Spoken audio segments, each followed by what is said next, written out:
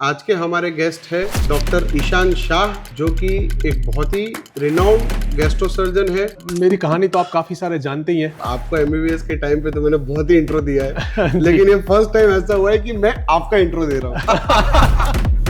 Let's discuss the most common house hold problem. ये gas और acidity होता क्या है और क्यों होता है? बेसिकली ये सर सारा डाइजेशन का एंड प्रोडक्ट है। ऑन अ लार्जर स्केल कुछ चीजें ऐसी कि ये करने से आपको गैस का प्रॉब्लम या एसिडिटी का प्रॉब्लम थोड़ा कम रहेगा। तो वो क्या चीजें हैं जो आपको ध्यान रखनी है? मैं आपको एक रूल ऑफ 4 बताऊंगा जी, जो सबसे इम्पोर्टेंट है। तो घर के खाने से तो नहीं होता होगा ना ऐसा, कि घर के खाने से भी होता सर, घर का खाना हम किसको डेफिनेशन में बोले? घर का खाना vegetarian diet is better then non vegetarian diet for the acidity तो पेशेंट। साइंटिफिकली तो नॉनवेज फूड बहुत सारे रोगों को बुलाता है शरीर में। साइंटिफिक ऐसा प्रूफ है क्या कि जी। अगर आप नीचे बैठ के खाना खाओगे it is good for your digestion? Is it true कि इंडियन टॉयलेट का जो पोस्चर है full squat it is good for the defecation? वो क्या क्या चीजें हैं जो लीवर हेल्थ को खराब करती है? कौन सा पाद है जी जो नॉर्मल है जी और कौन सा पाद है जो नॉर्मल नहीं है? ना कोई पाद शास्त्र अवेलेबल है, ना कोई पाद के ऊपर कोई ऐसा टेक्स्ट बुक्स लिखी गई हैं। ये एकदम तूफानी बात है, अनफिल्टर्ड फैक्ट सही है। वाकई में ये शो अनफिल्टर्ड है।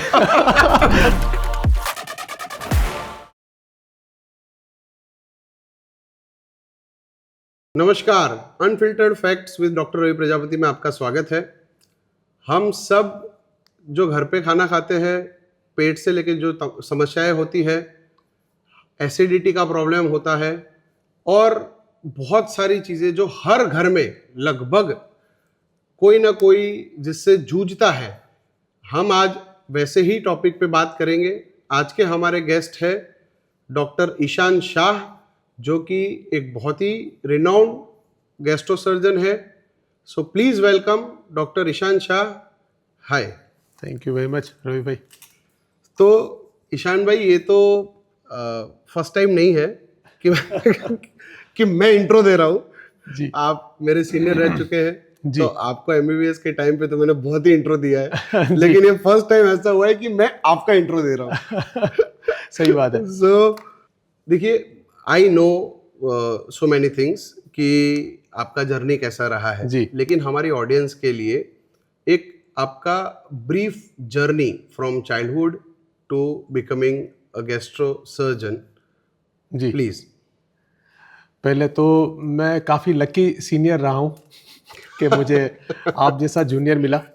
बहुत you. कम ऐसे डेडिकेटेड जूनियर्स मिलते हैं जो सीनियर को याद रहते हैं, उनमें से आप एक हैं। और मेरी कहानी तो आप काफ़ी सारे जानते ही हैं, पर दर्शक मित्रों के लिए एक छोटे से परिवार से मेरा जन्म हुआ था। हाउसिंग बोर्ड में हमारा रहना था। पिताजी का एक सपना था कि बच्चे जितना पॉसिबल है उतना एजुकेशन करें। और माता पिता के वही स्वप्न के कारण मैंने एमबीबीएस किया वाडीलाल से, एनएचएल मेडिकल कॉलेज से। फिर उसके बाद में आगे तो पढ़ना ही था तो जनरल सर्जरी किया। और फिर उसके बाद में भारत में एंट्रेंस एग्जामिनेशन दे के 12वां रैंक लेके दिल्ली से मैंने गैस्ट्रो सर्जरी और लिवर ट्रांसप्लांट का कोर्स किया। और अभी पिछले 8 वर्ष से मैं अहमदाबाद में गैस्ट्रो सर्जन की तरह सेवा दे रहा हूँ। और आप प्रोफेसर भी हो? जी। तो ये इतना बड़ा पार्ट आप कैसे मिस कर सकते हो? जी जी। मैं अभी वाडीलाल, जो आपने सही बताया, जहाँ से हम दोनों ने अपनी पढ़ाई की है, हमारी अल्मा मेटर है वो, वहाँ पे अभी मैं गैस्ट्रो सर्जरी विभाग में एसोसिएट प्रोफेसर भी हूँ। और वहाँ पे आपको जान के आश्चर्य होगा कि पूरे गुजरात में एक ही super specialization MCh gastro surgery की सीट है जो हमारे अंडर है उस इंस्टीट्यूट में। वाह जी। ये ना जनरली बहुत ही कम सर्जन्स में देखने को मिलता है कि जो एकेडमिकली भी एक्टिव हो और जो सर्जिकली भी एक्टिव हो। जी। तो जनरली ऐसा होता है कि ये ना एक वो हो जाता है कि या तो आप एकेडमिक्स में चले जाते हो जी, या तो आप पूरे प्रैक्टिस में अपने आप पूरे प्रैक्टिस में आप खुद को जी। डेडिकेट करते हो। But you are one of the very few cases जी जो एकेडमिकली भी इतने एक्टिव है जी और प्रैक्टिस में भी इतने एक्टिव है। जी। सो पहले से रवि जी मेरा स्वभाव ये रहा है। नहीं, आप तो मुझे रवि कहिए। वंस से जूनियर ऑलवेज अ जूनियर। तो पहले से मेरा स्वभाव ही ऐसा रहा है काफ़ी उसमें कुछ माता पिता के संस्कार की वजह से भी होगा राइट कि पहले से ऐसा मेरा मानना है कि जो कुछ आपने समाज से लिया हुआ है वो आपकी एक रिस्पॉन्सिबिलिटी बनती है कि आप Right. अपने उसी चीज़ को जितना मैक्सिमम वापस दे सकें समाज को उतना आपको करना चाहिए। और यही होते हैं संस्कार। जी तो इसलिए हम हमारा कल्चर कहता है ना कि संस्कार जी, बहुत इंपॉर्टेंट होते जी। हैं।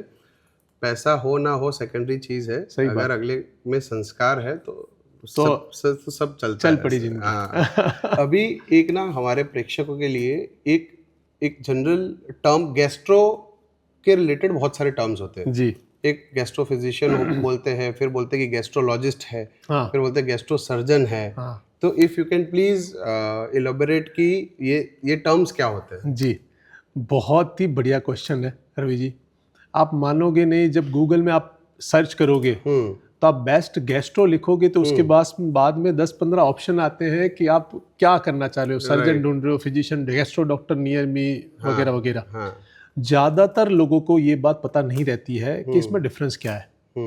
बेसिकली दोनों डिफरेंट है। हम गैस्ट्रो डॉक्टर जिनको बोलते हैं उसमें दो ब्रांच है।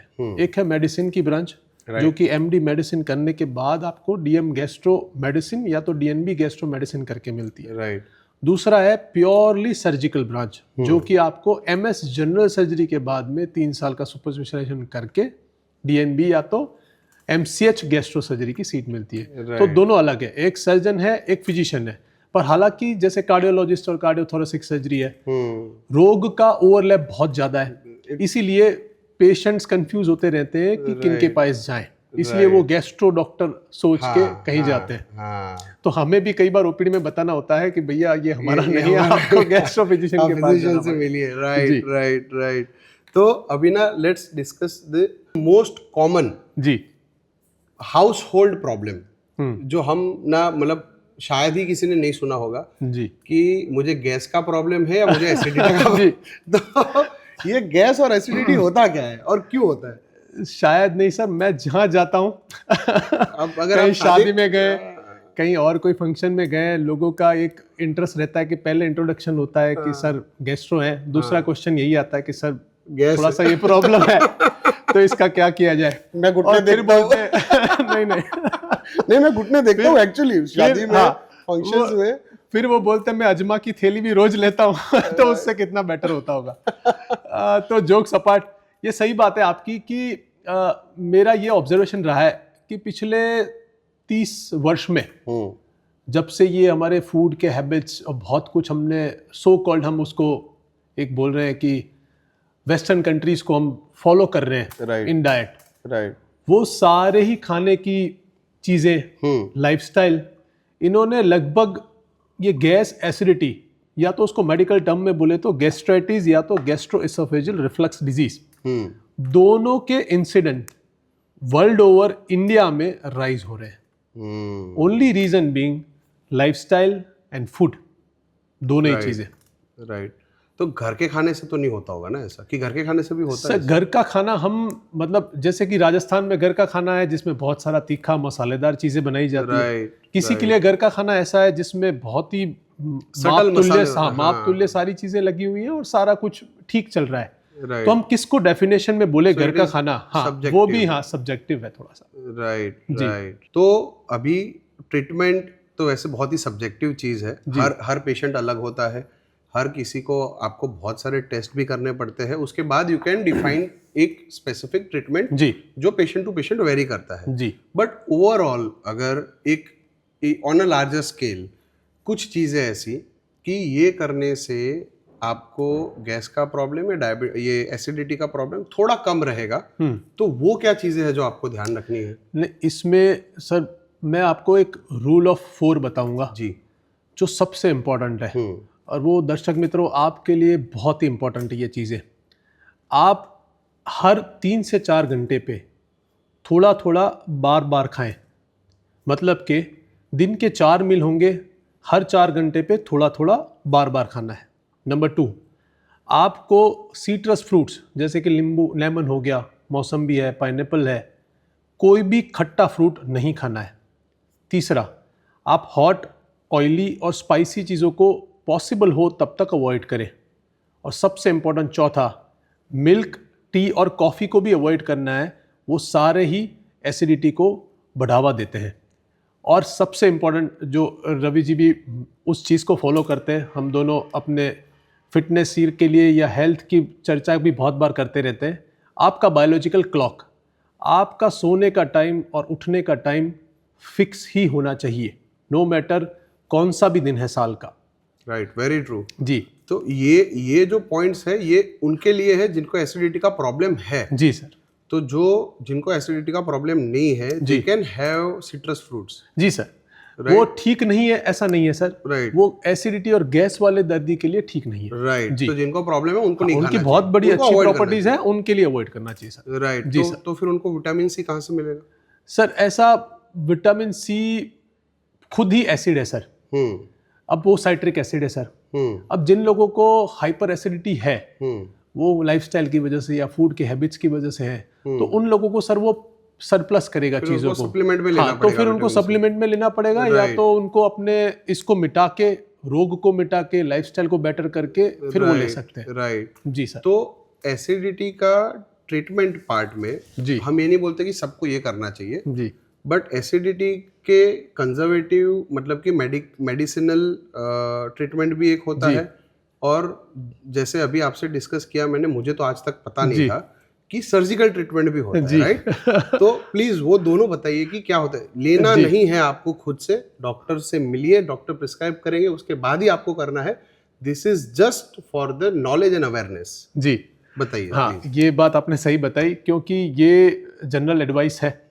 ज़्यादातर किस्सों में सर मेडिकल मैनेजमेंट से काफ़ी सारे लोग ठीक रहते हैं। राइट। इसमें अभी commonly available proton pump inhibitors हैं, जिसको पीपीआई बोलते हैं, पेंटोप्राजोल या राबेप्राजोल जैसी दवाइयाँ जो over the counter drugs available हैं, आप कहीं पे भी मांगे आपको इजीली मिल जाएगा। अगेन लेनी नहीं है, लेना अगर डॉक्टर प्रिस्क्राइब करे तभी लेनी है, वरना ये क्या होता है, ये देख के फिर लोग बोलते हैं एसिडिटी का बोला था तो ये ले लेते हैं, डॉक्टर ईशान ने बोला था ले लेते हैं कि भाई ये पीपीआई क्या होता है, वो दे दो। सही बात है सर। और ये भी आपको सरप्राइज होगा सर कि फार्मास्यूटिकल कंपनीज के लिए सबसे इंपॉर्टेंट ये प्रोडक्ट है। राइट। ये हाईएस्ट सेलिंग प्रोडक्ट है। अच्छा। अगर वर्ल्ड का डेटा देखा जाए सर, तो कॉमनली कंज्यूम होने वाली ड्रग्स में पेंटोप्राजोल या प्रोटॉन पंप इनहिबिटर्स लिस्ट में आती है। अक्रॉस द ग्लोब की बात कर रहा हूँ सर मैं, पूरे दुनिया में। तो मान लीजिए कितना मिसयूज होता होगा, या विदाउट एडवाइस कितनी दवाइयाँ जाती होगी सर। हाँ जी सर। तो ये बात बहुत इंपॉर्टेंट है कि आपको पहले अपने जो जितने पॉसिबल है उतने लाइफस्टाइल के फैक्टर्स चेंज करने हैं, आपके फूड हैबिट्स चेंज करने हैं। If you are not well, आप उसको ठीक नहीं कर पा रहे, then and then you should go for a medical management, right, that too guided naturally, आपने जैसे बोला वैसे डॉक्टर को जान के ही। अगर वो एक मेडिकल मैनेजमेंट का पूरा ड्यूरेशन रहता है, अगर उसके ऊपर आप लंबे समय से फंसे हुए हैं, जैसे कि हमारे पास सर कई दर्दी आते हैं जो पिछले 10 वर्ष से या 12 साल से रोज सुबह शाम रबेप्राजोल या रेंटेक की गोलियां खा रहे हैं। क्या बात कर रहे हैं। और वो क्लासिकली बोलते हैं कि सर पहले जो दवाइयां खाते थे अब नहीं काम कर रही है। मैं भी बोलता हूं कि अब सर कैसे काम करेगी क्योंकि आप जो लिए ही जो जा रहे हो। हाँ सर, एवरी डे। और इसीलिए कंपनी के शेयर्स भी ऊपर जाते होंगे मुझे लग रहा है। जोक्स अपार्ट, पर लोग समझते नहीं है सर कि क्या चीजें कितनी इंपॉर्टेंट है और उसको किस तरीके से करना चाहिए। तो ऐसे पेशेंट्स के अल्टीमेटली ड्रग भी नहीं काम करती है, क्योंकि रिसेप्टर्स सैचुरेट हो जाते हैं लॉन्ग टर्म में, और फिर उनको एक सर्जरी में जाना पड़ता है, जो कि आप मानेंगे नहीं कि अभी मेरा अगर महीने में कितने भी केसेस ऑपरेट करता हूँ, उसको अगर मैं डिजीज वाइज डिस्ट्रीब्यूट करूँ तो सबसे ज्यादा मैं एसिड गैस या तो रिफ्लक्स के डिजीज को ऑपरेट करता हूँ। और वो यही दर्शाता है कि इस डिजीज का प्रिवलेंस हमारे समाज में कितना ज्यादा है। राइट जी सर। तो ये ज्यादा oily food is could be the main culprit, ऐसा हो सकता है? बहुत कुछ है, फूड तो है ही सर। हमको अपना कल्चर छोड़ के जो कुछ मिल जाए वो सब खाना है। हमें अपना टेस्ट हमको ज्यादा प्यारा लगता है। राइट। हमको हमारे शरीर की पड़ी नहीं है, क्योंकि वो जब जवाब देगा तभी तो हम उसकी चिंता करेंगे। वो जब तक ठीक चले जा रहा है तब तक हम भी तो प्रिवेंटिव मेजर्स किसी को नहीं लेने हैं, तो किसी को कुछ करना नहीं है सर। तो इसमें ऐसा है क्या, ऐसा कहीं मैंने पढ़ा था कि vegetarian diet is better then non vegetarian diet for the acidity patients, और जिनको गैस का प्रॉब्लम रहता है या फिर कोई भी इंटेस्टिनल जो प्रॉब्लम्स होते हैं उसमें नॉन वेजिटेरियन जितना भी फूड है it is not good. Is that true? Sir अगर हम साइंटिफिक बात करें तो रिलीजियस कॉन्टेक्स्ट या कोई और कॉन्टेक्स्ट को हम साइड में रख रहे हैं, तो साइंटिफिकली तो नॉनवेज फूड बहुत सारे रोगों को बुलाता है शरीर में। अच्छा। वो डाइजेशन के इश्यूज हो, स्मॉल बोवेल के कुछ प्रॉब्लम हो, या इवन आपको जान के सरप्राइज होगा बड़ी आंत का कैंसर का एक रिस्क फैक्टर मीट है, इंटेस्टाइनल कैंसर जी।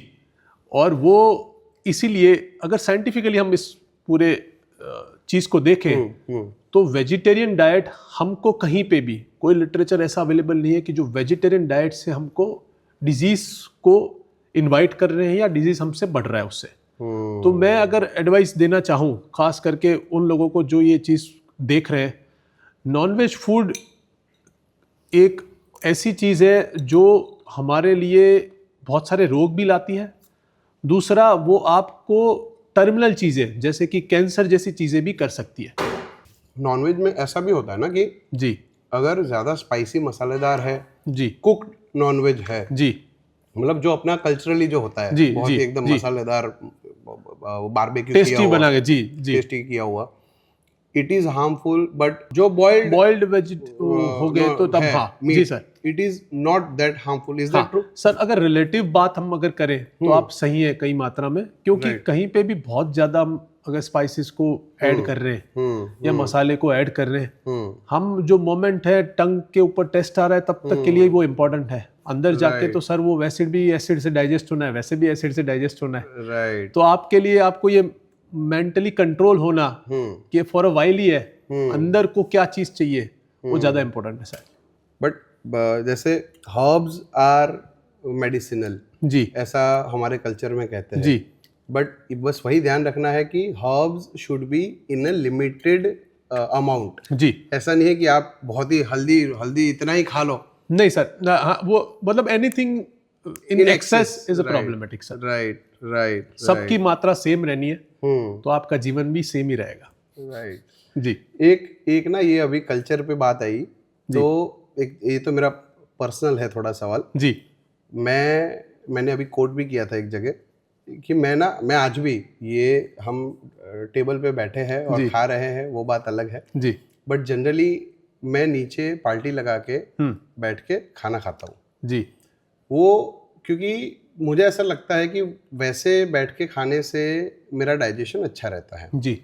तो एनी साइंटिफिक ऐसा प्रूफ है क्या कि अगर आप नीचे बैठ के खाना खाओगे जी तो it is good for your digestion? Sir, scientific तो ऐसा कोई लिटरेचर अभी के लिए अवेलेबल नहीं है, पर यह बात आपकी वैसे भी मैं ओवरऑल अगर बताऊं कि जो मानव शरीर को कंफर्ट देने के लिए बनाया गया है, एनीथिंग, हम डाइनिंग टेबल बैठ के खाना खा रहे हैं, हम टॉयलेट को इंडियन से वेस्टर्न ले गए, राइट, हमको इधर से उधर जाना है तो हमको गाड़ी चाहिए, राइट, हमको गर्मी में नहीं रहना है तो हमको एसी चाहिए। कुछ भी चीजें जो हमारे कंफर्ट के लिए या हमारे चीजों के लिए बनाया गया है, मुझे लगता है सब में कुछ ना कुछ प्रॉब्लम है। तो अगर आप बैठ के कुछ कर रहे हैं, अगर आपके पिताजी आज बैठ के खाना खा पा रहे हैं, आप बैठ के खाना खा रहे हैं, आई एम श्योर अगर कोई बंदा पूरे टाइम डाइनिंग टेबल पे खा रहा है, आप उसको 30 इयर्स के बाद नीचे बिठा के आधे घंटे तक खाना खिला, वो बैठ के नहीं खाना खा पाए। Very true. हाँ, जॉइंट और आप तो आप तो उसके एक्सपर्ट हैं, आप जानते हैं कि वो खुद ही उठ जाएगा, बोलेगा मुझे वो टेबल दे दो यार। राइट। तो आप अपने आप को किसी चीज पे डिपेंडेंट ही कर रहे हो। So as you said, Indian western toilet से भी हमने थोड़ा कंफर्ट जोन ला दिया। तो इज इट ट्रू कि इंडियन टॉयलेट का जो पोस्चर है फुल स्क्वाट, जी, it is good for the defecation? जी सर, हम स्टूल पास करते हैं। ये बात सर वेस्टर्न मेडिकल लिटरेचर की बुक्स में लिखी हुई है। बिकॉज आप वर्ल्ड में जाएंगे तो सर 2 ही टॉयलेट के नाम है। राइट, हाँ। आपको सरप्राइज होगा जान के, कभी आपको स्पेन टॉयलेट नहीं जानने मिलेगा या अमेरिकन टॉयलेट नहीं जानने मिलेगा। जापान का थोड़ा सा कल्चर है अभी कि जापानीज टॉयलेट थोड़े से अलग से वो कल्चर में चल रहे हैं। इंडियन टॉयलेट होगा या तो वेस्टर्न बोलेंगे word. Right. Indian toilet sir उनके खुद के वेस्टर्न के मेडिकल लिटरेचर में लिखा गया है कि वो साइंटिफिकली डिजाइन था। क्योंकि व्हेन आप जब स्क्वाट करते हैं सर स्टूल को पास करने के लिए, तो आपका रेक्टम और एनल कैनाल जो आपका लास्ट पार्ट है जिसमें से स्टूल आपका जाना है, वो एंगल अप्रोप्रिएट होके स्ट्रेट होता है। सो आपका इवैक्यूएशन इजी करता है, प्लस ऑर्थोपेडिक वाइज अगर आप देखें तो आपके सारे जॉइंट्स, joints का, मसल yes. सारे स्क्वाटिंग में बेटर रहते हैं। राइट। तो वो आज की तारीख में सर अगर कंस्टिपेशन किसी को है तो वो डॉक्टर के माध्यम से प्रिस्क्राइब किया जाता है कि इंडियन टॉयलेट यूज करें इन वेस्टर्न कंट्रीज। जी, और हम यहाँ वेस्टर्न और हम यहाँ पे वेस्टर्न लेके बैठे हैं। यही प्रॉब्लम। तो मैं यही बोल रहा हूँ irony ना, है। See this is what I was trying to convince you जी कि अभी तक स्टडी नहीं आया है जी कि हम नीचे बैठ के खाते ना वो बेटर है, जी बट फ्यूचर में आएगा, देन विल बिलीव। सर, सही बात है सर। दूसरा क्या है सर, हमारा आज मुझे ऐसा लग रहा है सबसे ज्यादा प्रॉब्लम क्या है, एक हमारी माइंडसेट जो है वो कॉलोनियल मेंटालिटी है सर। ट्रू, हमको है ना सर, हमारी कोई भी चीजें अच्छी नहीं लगती है, वेरी ट्रू। वही चीज अगर कोई वाइट कर रहा है तो हमको वो ठीक लगती है। हम उनके लिटरेचर को पढ़ के बोलते हैं कि ये ठीक है, हमारे खुद के लिटरेचर सालों से लिखे हुए हैं। सर एक एग्जांपल सूर्य ग्रंथ का अगर देना चाहो, आप खुद भी जानते हैं, हम दोनों तो इस ऐसे टॉपिक्स पे कई बार चर्चा करते हैं। हाँ, सूर्य ग्रंथ में कौन से दिन पे कितने टाइम पे कितनी सूर्य की मात्रा होगी, सारा कुछ लिखा गया है। Everything, very true. आपको अपना पढ़ना नहीं है, जो बाहर से मिलती है वो चीजें पढ़नी है, तो आपको कैसे पता वही है ना, वो घूम के जाता है वहाँ पर। हाँ सर, फिर वो वहाँ से वही होना है सर, वहाँ से उनका हाँ टाइम चेंज होना है, वो पॉलिश होके फिर वापस आता है, देन वी बिलीव। हाँ, वो वर्ड्स को इधर उधर कर लेते हैं, देन हम बिलीव करने लगते हैं कि वही अभी जैसे शिलाजीत है, अश्वगंधा है, जो अभी इंस्टाग्राम पे बहुत चल रहा है, क्योंकि उसके स्टडीज अब उसको मार्केट होने, हाँ मार्केट कर रहे हैं, वेस्टर्न स्टडीज हो गए, now it is safe to take. जी, राइट। बस वही है कि but now the time is changing actually. जी sir. So we Indians and our people are actually being proud of our culture. लोग अपने कल्चर से जुड़ भी रहे हैं, अच्छा, एंड इट इज गुड। नहीं, आपकी सही बात है जी। और बहुत ज़रूरी है वो। अभी आपने जो एक आइडियल वे ऑफ ईटिंग बोला कि 4 आवर्स पे आपको थोड़ा थोड़ा पोर्शन लेके खाना खाना चाहिए, तो अभी ये जो इतने सारे सोशल मीडिया पे लोग बोल रहे हैं कि इंटरमिटेंट फास्टिंग जो बूम कर रहा है अभी एक्चुअली। जी जी, ठीक है, तो बहुत सही बात है। No one is better than you actually as an expert. जी सर। तो इंटरमिटेंट फास्टिंग इज गुड और नॉट? जी, पहले तो मैं ये क्लियर कर दूं सर कि जो हमने 4 आवर रूल ऑफ 4 बताया कि you have to eat every 3 to 4 hourly small and frequent meals. Right. This is only for the acidity and gas patients. Right. हम जनरल बात नहीं कर रहे। जो सफर कर रहे हैं, जो कि वो सफर कर रहे हैं, क्योंकि उनके लिए एट अ टाइम एक बार में मील लेंगे सर, स्टमक पूरा इन्फ्लेट हो जाएगा, वो प्रेस करने लगेगा डायफ्राम पे और वाल्व पे, और वो दूसरे प्रॉब्लम्स क्रिएट करेंगे। जी सर। राइट। तो अगर हम उसको छोड़ दें और इंटरमिटेंट फास्टिंग को एज अ जनरल कंसेप्ट देखें सर, ये सारे ही कंसेप्ट सर हम आज बिलीव कर रहे हैं। आप मुझे सर एक रीजन बताएं, इंडिया में जितने रिलीजन है, आप एक रिलीजन का नाम बताएं जिसमें फास्टिंग के लेके कोई चीज अवेलेबल नहीं है। मैं जैनी हूं सर, हमारे में जैसे मॉनसून आता है तो इतना इतना फास्टिंग करना है। राइट। हम हिंदू की तरह अगर देखें तो हम उसको नहीं लेते हैं। कई बार ऐसे होते हैं कि हम उपवास है, नकोड़ा उपवास चल रहा है वगैरह वगैरह। ये क्या था sir? It was fasting only. ये सर साइंटिफिकली बेस्ड था सर। जब आपने बोला ना, वो एक ग्लोरीफाइड होके जब वो रिटर्न करता है, क्योंकि वर्ड अच्छा लगता है ना, इंटरमिटेंट फास्टिंग। आज भी मैं बोलूंगा मैं भगवान के लिए उपवास कर रहा हूँ, वो थोड़ा सा अच्छा नहीं लगता, वो थोड़ा सा वायरल नहीं होगा सर। उपवास, वो इंटरमिटेंट फास्टिंग जल्दी से वायरल करेगा सर। अरे उपवास से ये हो जाएगा ना कि आप यार कितने ऑर्थोडॉक्स। हाँ, और हाँ, आप थोड़े से प्रिमिटिव हो, आप एडवांस नहीं हो या फॉरवर्ड नहीं हो, ऐसी चीज, हाँ मॉडर्न नहीं हो, ऐसी चीजें कमेंट की जाएगी। Very true. तो ये फास्टिंग का कंसेप्ट ये था सर कि आप पूरे ये सारा जो जीवन चक्र है सर, ये आपकी डिमांड एंड सप्लाई का गेम है। आप डिमांड हो रही है, आप फूड डाल रहे हो, आप कुछ काम कर रहे हो, उसमें वही फूड के जो न्यूट्रिएंट्स है आपको बॉडी यूज करने दे रही है। अगर आपका कैसे टाइप का लाइफस्टाइल है, आप पूरे दिन में कुछ कार्य ही नहीं करते, आपकी 20 किलो कैलोरी भी यूज नहीं हो रही है आपकी पूरे दिन में, और आप पूरे दिन खाए जा रहे हो, तो वो ओवरलोड होगा sir. That will be in a form of fat, या तो लिवर में स्टोर होगा या तो बॉडी में हर जगह स्टोर होगा। वो आपको एन नंबर ऑफ डिजीजेस को इनवाइट करेगा। राइट। फास्टिंग का कंसेप्ट वो सही है, क्योंकि हम जब भी फास्टिंग करते हैं सर, हमारे बॉडी के जो जो स्टोर्स है वो चीज़ों को सप्लाई करते हैं। राइट। मान लेते हैं एक एग्जांपल, लीवर जो सबसे बड़ा स्टोर है हमारे बॉडी का, अच्छा। वो हमें सप्लाई देगा सर। आप अभी रात का मील नहीं लेंगे, कल सुबह का मील नहीं लेंगे, आपको कैसे चलेगा body? Right, we need energy. आपको लीवर देगा सर। तो लीवर उस तरीके से रीजनरेट हो रहा है, चीजों को खाली कर रहा है, तो नई चीजें आ रही है। अब आपने फैट को लोड करके रखा हुआ है 15 साल से, जो यूज ही नहीं हो रहा है, राइट, तो वो डिजीज ही लाएगा सर। तो इंटरमिटेंट फास्टिंग से इंपॉर्टेंट चीज ये है कि आप अपना डाइट का प्रमाण इतना ही रखें जितनी अपनी कार्यशैली है। राइट, ये बहुत इंपॉर्टेंट है। राइट। और डाइट ही है जो सब कुछ करता है, इसलिए तो कहते हैं ना सर वो कि you are what you eat. Very true. वो बहुत ही सही बात है। सो मतलब वो गुजराती में है ना अपने कि બધા રોગનું મૂળ મૂળ એ આપણું ખાવાનું, પેટ, હા, પેટ. એ આપણું પેટ। સાચી વાત છે। गुजराती में ये बोलते हैं ना ऐसे कि, तो अभी ये इंटरमिटेंट फास्टिंग पे अगर आप थोड़ा बेटर इलोबरेट कर सको जी। कि what should be the ideal way of doing intermittent fasting, क्योंकि जी। जो भी लोग, मैं ये नहीं बोल रहा सारे के सारे, but most of the people who are advising intermittent fasting on social media जी sir. are not at all qualified। जी तो अगर आप बताओगे कि कैसे इंटरमिटेंट फास्टिंग करना है, जी सर। तो आई डोंट थिंक कि उससे बेटर या प्रॉपर वे कोई हो सकता हाँ, सही बात है सर आपकी। एक होता है सर कि हम अगर उसको बहुत ही सही तरीके से करना चाहते हैं तो it should be data based. अब डेटा आपको कैसे मिलेगा कि आपकी बॉडी कैसे कर रही है? वाओ। तो आप बॉडी कंपोजिशन एनालिसिस करवाएं अपना, जिसको BCM बोलते हैं। ओके। वो आपके शरीर में पानी की मात्रा, प्रोटीन की मात्रा, क्या क्या सारी चीज़ें चल रही हैं, आपका मसल का बल्क कितना है, सारा कुछ आपको एक लेआउट दे देगा जिसकी रेंज वेंज सब कुछ अवेलेबल है। हाँ, आप हालांकि आप खुद इतने एक्सपर्ट नहीं हो पाओगे सारे पैरामीटर्स को असेस कर पाओ, पर आपको कुछ आइडिया मिलेगा। ठीक है। दूसरा, आप अपना कार्यशैली को देखें कि आपके डेली रिकमेंडेड अलाउंसेस, जो RDA हम बोलते हैं, रिकमेंडेड डेली अलाउंस हर बॉडी का रहता है। एक एथलेट है, उसका रिकमेंडेड डेली अलाउंस सर अलग रहेगा।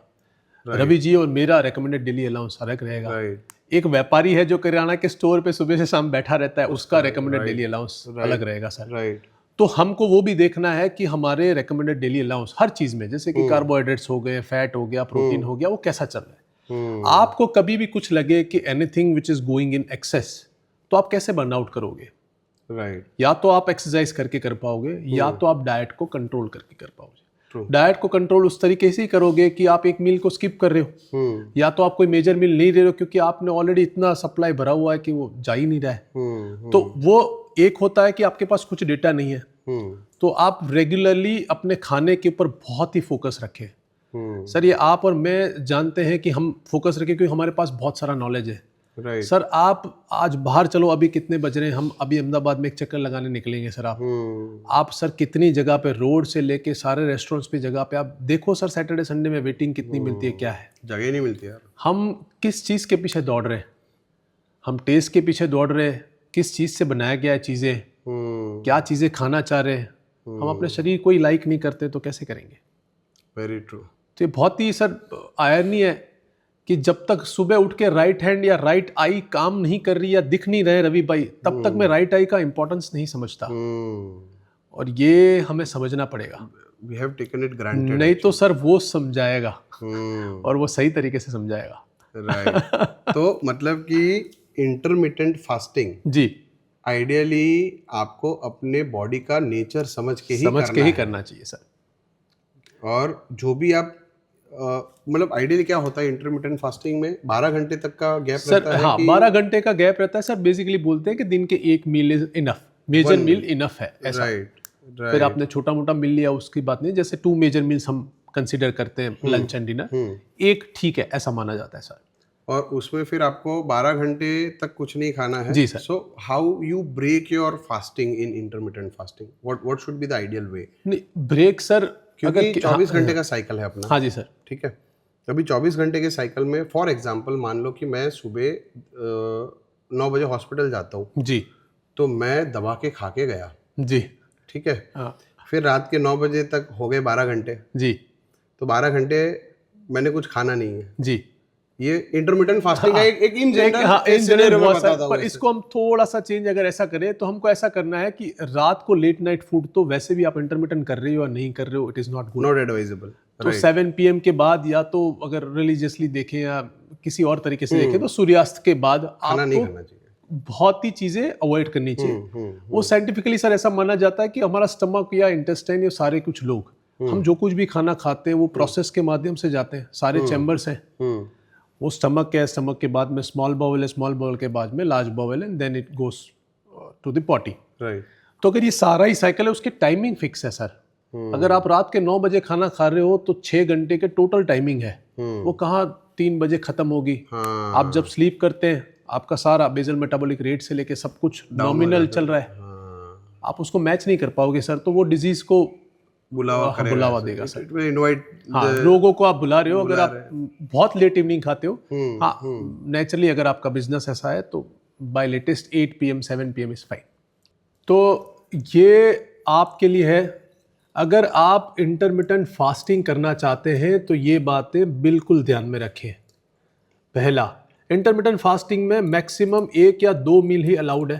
तो आप सुबह अगर 6 या 7 बजे उठ रहे हैं, लाइट एक्सरसाइज कर रहे हैं, आप अपना मेडिटेशन, योगा या रूटीन डेली एक्टिविटी को ख़त्म कर रहे हैं, तो आप ब्रेकफास्ट में एक 200 ग्राम का फ्रूट्स का पोर्शन, थोड़े से नट्स जो कि अलग अलग टाइप के जो भी आप रेगुलरली लेते हैं उसको, तीसरा 100 या 50 मिलीग्राम का एक प्रोटीन का पोर्शन, और आपका जो भी स्टेपल डाइट है, जैसे कि आप घर में पराठा खाते हैं या दही खाते हैं, उसको खा के आप निकल सकते हैं। ये आपका पहला मील हुआ। अगर आपको एक ही मील दिन में करना है तो आप उसको लंच में करें। लंच में आप इतने पोर्शन को लेना ही लेना है। पहला, आपका डेली रिक्वायरमेंट जो कार्बोहाइड्रेट्स का है वो किलो कैलोरी का है, वो आपको व्हीट या तो आपके राइस के माध्यम से मिलेगा।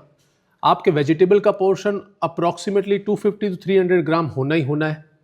आपका डेली फ्रूट का पोर्शन 300 ग्राम्स की तरह होना है। और आप रोटी या दाल में प्रोटीन आपको ज़्यादा मिल जाएगा।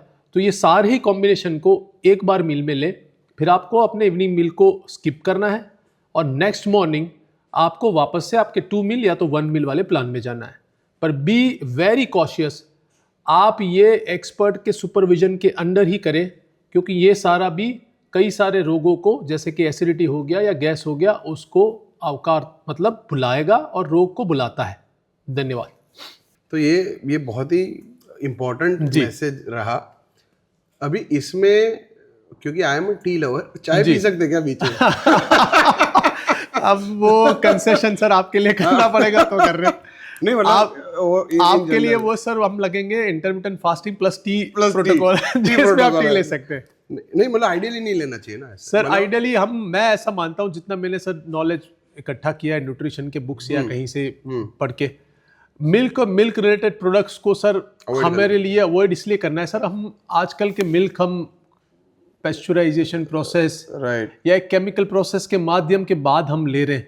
हम कोई नेचुरल मिल्क तो ले नहीं रहे। तो उनके प्रोडक्ट्स जो भी बन रहे हैं वो भी तो अच्छा, और आपको हिडन मात्रा में शुगर भी तो जा रही है चाय में तो वो भी आपको लेकिन अभी क्या वो थोड़ा आदत हो गई है। धीरे धीरे एडिक्शन संगत का असर है सर, धीरे धीरे जाएगा।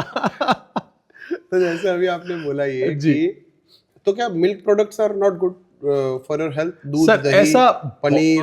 नहीं सर, वो बहुत अच्छा है सर। ऐसा बहुत सारे इवन अब वेस्टर्न कंट्री के जो न्यूट्रिशनिस्ट है, जो एथलेट्स को ट्रेन करते हैं या जिन लोगों को हायर लेवल परफॉर्मेंस देना है, जिनको कल जाके बहुत सारे गोल दांगने, रोनाल्डो को ही ले लो, उनके जो कोच है न्यूट्रिशनिस्ट, वो अब सब लोग इंक्लूडिंग विराट कोहली, अगर आप जानते हो रिसेंटली उन्होंने एक बार एक आर्टिकल में भी बताया था, वो बहुत ही अच्छे खासे नॉनवेज एंड अदर फूड के लवर्स थे। अब वो स्ट्रिक्ट वेजिटेरियन और प्योरली बॉइल्ड वेजिटेबल और फ्रूट्स के डाइट पे आ गए, जस्ट बिकॉज कि अब जैसे कि हमारे पास भी वो था ही एंशिएंट टाइम में रिसर्च, पर अब वो प्रूव हो रहा है कि ये सारी चीजें इंपॉर्टेंट है। अब आपने जो बताया सर दही, वो बहुत इंपॉर्टेंट है, क्योंकि जब आप फर्मेंट कर देते हो चीज को बाय अ गुड बैक्टीरिया, दही इज व्हाट सर, मिल्क को आप फर्मेंट कर रहे हो अच्छे बैक्टीरिया के माध्यम से, तो वो दही बन रहा है। एवरी फर्मेंटेड प्रोडक्ट, चाहे आप दही को ले लो, छाछ ले लो या कोम्बुचा है, बहुत सारे फर्मेंटेड प्रोडक्ट्स हैं, are good for gut health. तो गट के लिए आपका दोस्त है वो। मेरा ना इसी पे एक नेक्स्ट सवाल इसी पे था कि ये गुड बग बैड बग ऐसा हम इंटरनेट पे बहुत सुन रहे हैं। सही बात है। तो वो अगर if you can explain in brief कि ये गुड बग बैड बग क्या होता है पेट में? सर बेसिकली क्या है, हमारा पूरा system trillions and millions of bacteria से बना हुआ है। राइट। हमें ना सर हमारे टाइम में, हाँ वी आर होम सर हमारे टाइम में पढ़े जाते थे कि हम एक दूसरे के वो म्यूचुअल मतलब एक दूसरे के सपोर्टिव एजेंट है, वो हमको हेल्प करने के लिए। परस्पर सहजीवन। हाँ, परस्पर सहजीवन, जो कि आपकी सही बात है कि एक दूसरे को हेल्प ही कर रहे हैं, वो हमसे हेल्प ले रहे हैं, हम उनसे हेल्प ले रहे हैं। राइट। सारा ही गट का लाइनिंग ट्रिलियंस ऑफ बैक्टीरिया से लाइन है। राइट। वो हमारा फर्स्ट डिफेंस सिस्टम है, वाओ, जो हमें रोगों से या कई चीजों से बचाता है। ये हमारे अच्छे वाले बैक्टीरिया है sir. Right. To your surprise, और दर्शक मित्रों के लिए भी ये सरप्राइज होगा सर, रिसेंट में ऐसे रिसर्च आ चुके हैं जो बता रहे हैं कि फीकल माइक्रोबायोटा ट्रांसप्लांटेशन, ओह, जिसमें हम किसी अच्छे हेल्दी लिविंग एडल्ट के, जिससे क्राइटेरिया है उसके फिसीज को किसी और रोगी के बड़ी आंत में इम्प्लांट करते हैं या ट्रांसप्लांट करते हैं, जैसे कि उनमें भी अच्छे बैक्टीरिया वो वाले जो आ जाएंगे। वो कई सारे डिजीजेस में प्रिवेंटिव नहीं सर, क्योरेटिव भी है। वाओ। तो ये सारे बैक्टीरिया हमारे लिए अच्छे हैं सर। और एक है बुरे बैक्टीरिया जो हमें एटमॉस्फेयर से या इधर उधर के खाने से या आगे पीछे हमारी हैबिट्स की वजह से मिलता है। तो जब जब इन दोनों के बीच का बैलेंस बिगड़ेगा तब तब आपका गट जवाब देगा, और तब आपको फिर आपको डायरिया हो जाएगा। हाँ, डायरिया हो जाएगा या फिर कॉन्स्टिपेशन या तो कुछ प्रॉब्लम होगा। जी सर। Right right right. तो ये डायरिया कॉन्स्टिपेशन से एक मेरे मन में सवाल आया है जी, कि कुछ ऐसा होता है क्या कि एक आइडियल फ्रीक्वेंसी होता है स्टूल पास करने का, मतलब टॉयलेट का, संडास जाने का, कोई ऐसा आइडियल फ्रीक्वेंसी होता है कि दिन में 2 बार जाओ या 1 बार जाओ या 3 बार जाओ? व्हाट इज द सर, मतलब आपने ये बहुत ही बढ़िया सोशल स्टिग्मा का टॉपिक उठाया है सर। आज सर हमारे कैबिन में कोई ऐसी चीजें पूछने आते हैं तो हमारे असिस्टेंट कैबिन में बैठे हुए या कोई और बैठा हुआ है तो वो बोलते हैं कि सर आपसे पर्सनल बात करनी है। हम भी सोचते हैं कि ये कौन से लेवल की पर्सनल बात की बात कर रहे हैं, फिर वो पूछते हैं कि ये हो सकता है कि नहीं। ये एक नॉर्मल सर रूटीन हैबिट है हमारा, राइट, और इसके बारे में हम बात करने से हमें कभी भी कतराना नहीं चाहिए। Very true, yes. आपको सर दिन का 2-3 फ्रीक्वेंसी से लेके 3 दिन में 1 बार या 3 दिन में 2 बार होना सबको हम नॉर्मल ही कंसिडर करते हैं। It is normal. जी सर। कई लोगों के हैबिट्स ऐसे हैं जिनको दिन में 2 बार भी जाना पड़ता है। हाँ, ऑफ कोर्स अगर जब 2-3 बार जाना पड़ रहा है तो मेडिकली हम उसको कई बैटर ऑफ इन्वेस्टिगेशन से देखेंगे जरूर कि रोग कहीं मिल तो नहीं रहा। अगर नहीं मिलता है तो हम उसको टैग करेंगे कि ये आपकी नॉर्मल हैबिट है। तो ये दोनों ही चीज सही है, और उसमें इतना ज्यादा शर्माने की या ऐसे कोई चिंता करने वाली बात नहीं है। राइट, बट अगर if we look it at a larger scale जी, तो मान लो कि 90% ऑफ केसेस में क्या फ्रीक्वेंसी होना चाहिए? मतलब सारे मुझे daily one is a good, once in a day is a good to say, right. But sir मैं अगर उसको कोट करूंगा तो क्या लगेगा लोगों को कि अब मैं आज दिन में 2 बार जा रहा हूँ, मैं ठीक नहीं हूँ, मैं गैस्ट्रो को मिल के आता हूँ। तो ऐसा जरूरी नहीं है कि आपकी फ्रीक्वेंसी मतलब दिन में 2 बार जा रहे हो तो आपको प्रॉब्लम है। हाँ, पर दिन में 1 बार है तो ठीक है। राइट जी, राइट राइट। ये ना, क्योंकि बहुत ही घर में जी लोग, और क्योंकि बच्चों में तो बहुत ही फास्ट ये सारी चीजें होती है, उनको तो दिन में 3-4 बार वो खाते ही पहुंच जाते हैं। जी सर। उसके बाद फिर एडल्ट्स में भी, क्योंकि लोग ना ऐसे ताना देते हैं। हाँ, एक एम्बैरेसिंग सा, एक इसको माहौल गिना गया है कि यार हाँ यार ये रात को भी पॉटी जाता है, सुबह भी पॉटी जाता है, और दोपहर में भी इसको तो पॉटी जाना पड़ता है। हाँ, और कई बार बोलेंगे कि अभी तो पूछो कहाँ है, तो वही मिलेगा वो। So it is very normal. जी सर। दिन में आप 1 बार या 2 बार या 3 बार स्टूल पास कर रहे हो, आप तो 1 बार से सर ज्यादा जा रहे हैं और आपने 1 बार गैस्ट्रो के कंसल्टेशन से एक बेसिक थोड़े से टेस्ट होते हैं जो मैं अगर आपके माध्यम से दर्शक मित्रों को बताऊं कि उसमें एक स्टूल के सिंपल टेस्ट है जिसको रूटीन माइक्रोस्कोपी बोलते हैं, कल्चर बोलते हैं। दूसरा है कि अगर रूटीन माइक्रोस्कोपी या कल्चर में कुछ चीज़ पकड़ा जाता है, एबनॉर्मलिटी है, जैसे कि म्यूकस का प्रेजेंट है या पसल्स पाया गया है या कोई खून पाया गया है या कोई बैक्टीरिया दिखता है, तभी वो वरी है और हमें उसको आगे कुछ काम करना चाहिए। बाकी ज़्यादातर किस्सों में ये सारी फ्रीक्वेंसी नॉर्मल मानी जाती है। अभी ना ये डाइजेशन पे एक मेरे मन में अभी एक जी तूफानी सवाल आया है। जी आप बहुत तूफानी हो सर।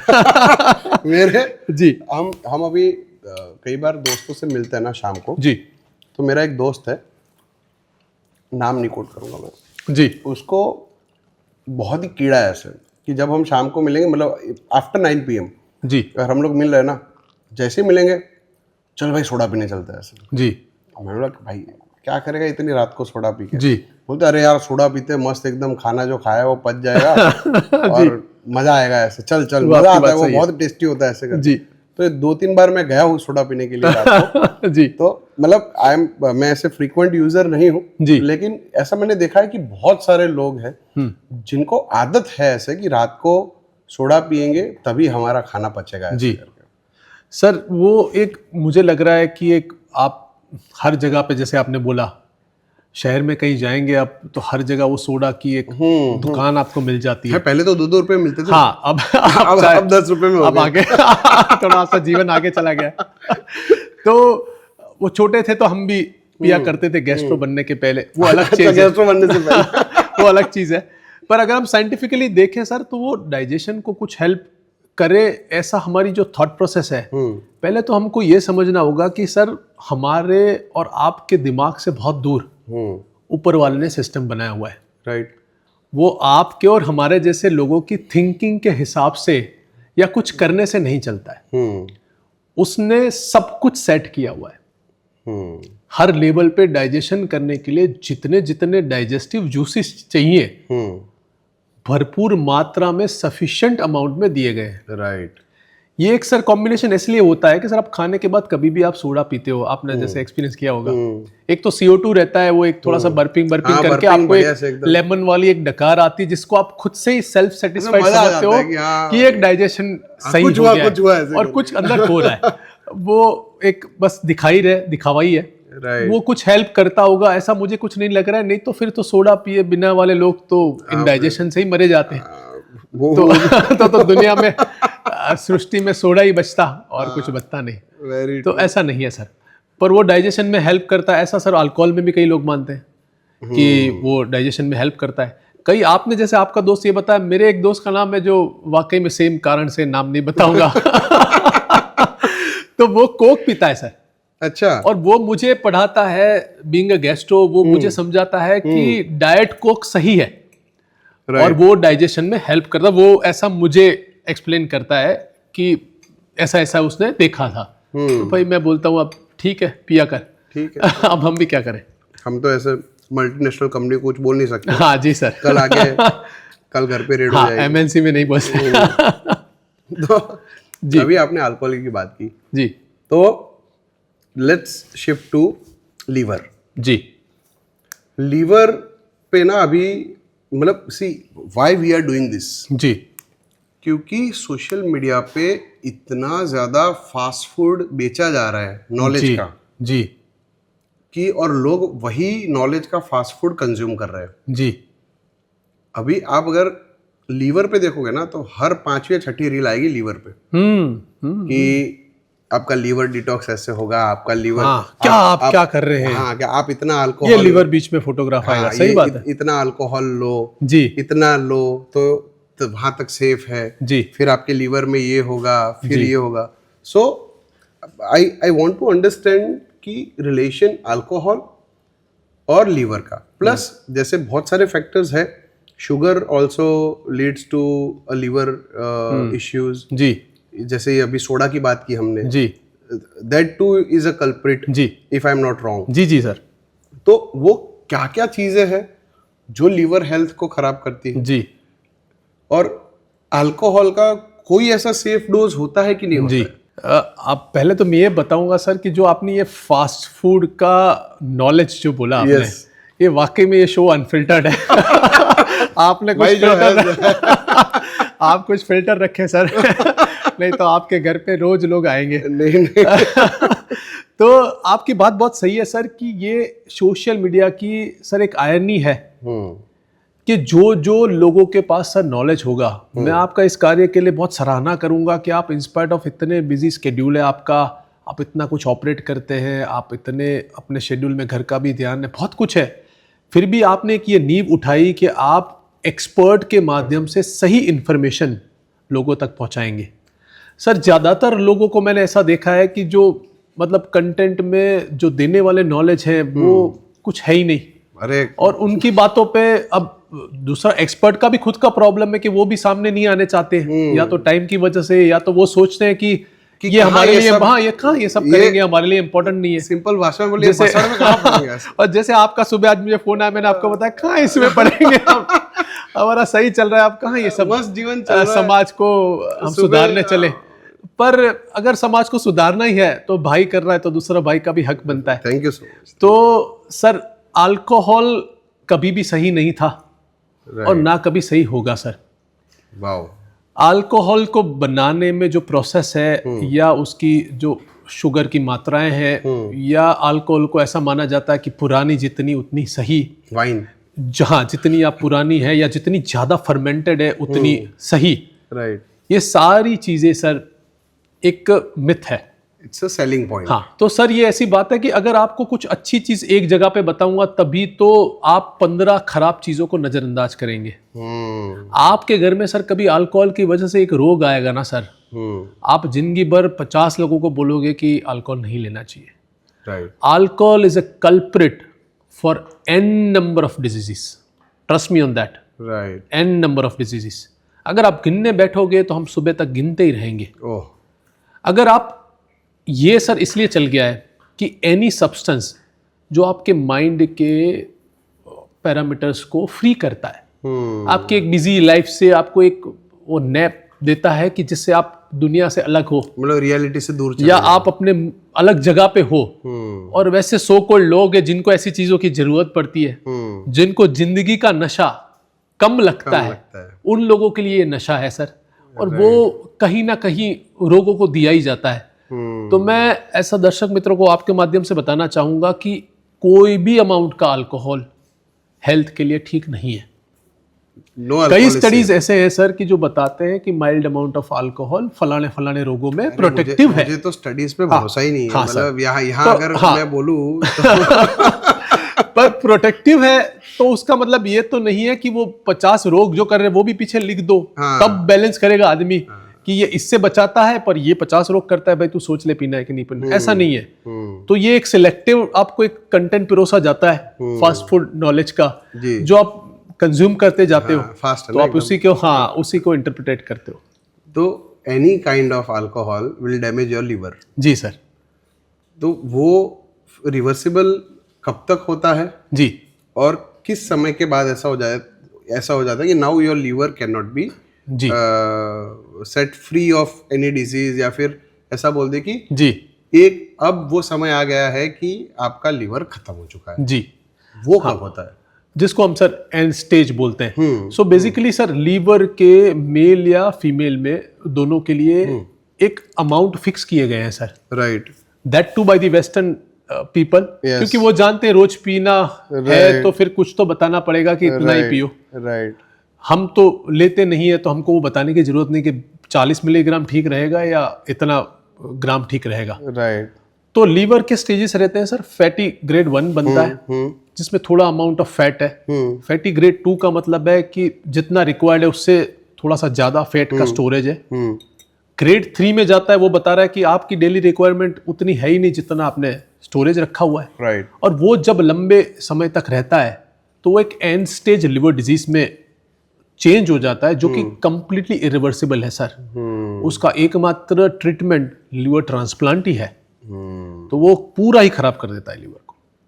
तो ये लीवर, ये जो ग्रेड स्टेप टू स्टेप जो लीवर का जो चेंजेस आता है, अभी ऐसा देखने में मिल रहा है कि बच्चों में भी ग्रेड 1 ग्रेड 2 फैटी लीवर जी जी जी। तो वो तो दारू पीते नहीं है जी, तो वो क्यों हो रहा है सर? वो बहुत ही बढ़िया टॉपिक है, एडोलेसेंट ओबेसिटी।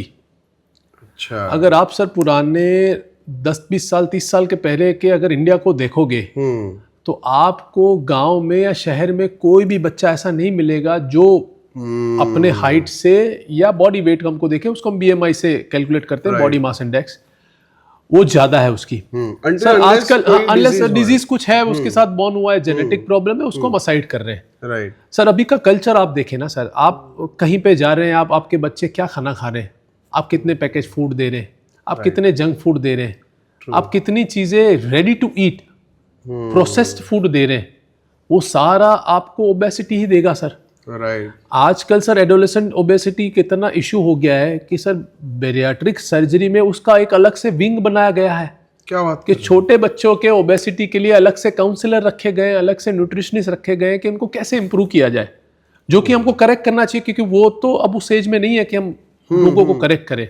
राइट। तो कहीं ना कहीं उनके खुद के कल्चर, उनके माता पिता के आचरण, उनके फैमिलीज में कैसा लाइफस्टाइल है, वो सब फैक्टर्स मैटर करता है सर। जेनेटिक को अगर हम छोड़ दें क्योंकि वो हमारे कंट्रोल में है सर, जो कंट्रोल में नहीं है उसका तो हम राइट। क्या ही जिक्र करें। तो मतलब बच्चों में फूड हैबिट्स खराब होने की वजह से बहुत fatty कुछ liver खराब होता है, और वो अगर ग्रेड 2 तक है तो रीजनरेट हो जाएगा, बाकी तो फिर वो रिवर्सिबल है सर। 3 के ऊपर चले गए हम, फिर वो नैश करके हम एक बोलते हैं नॉन अल्कोहलिक स्टीएटोहेपेटाइटिस, वो एक कंडीशन है नैश जो कि लीवर को लंबे टाइम के बाद खराब करके ही छोड़ेगा।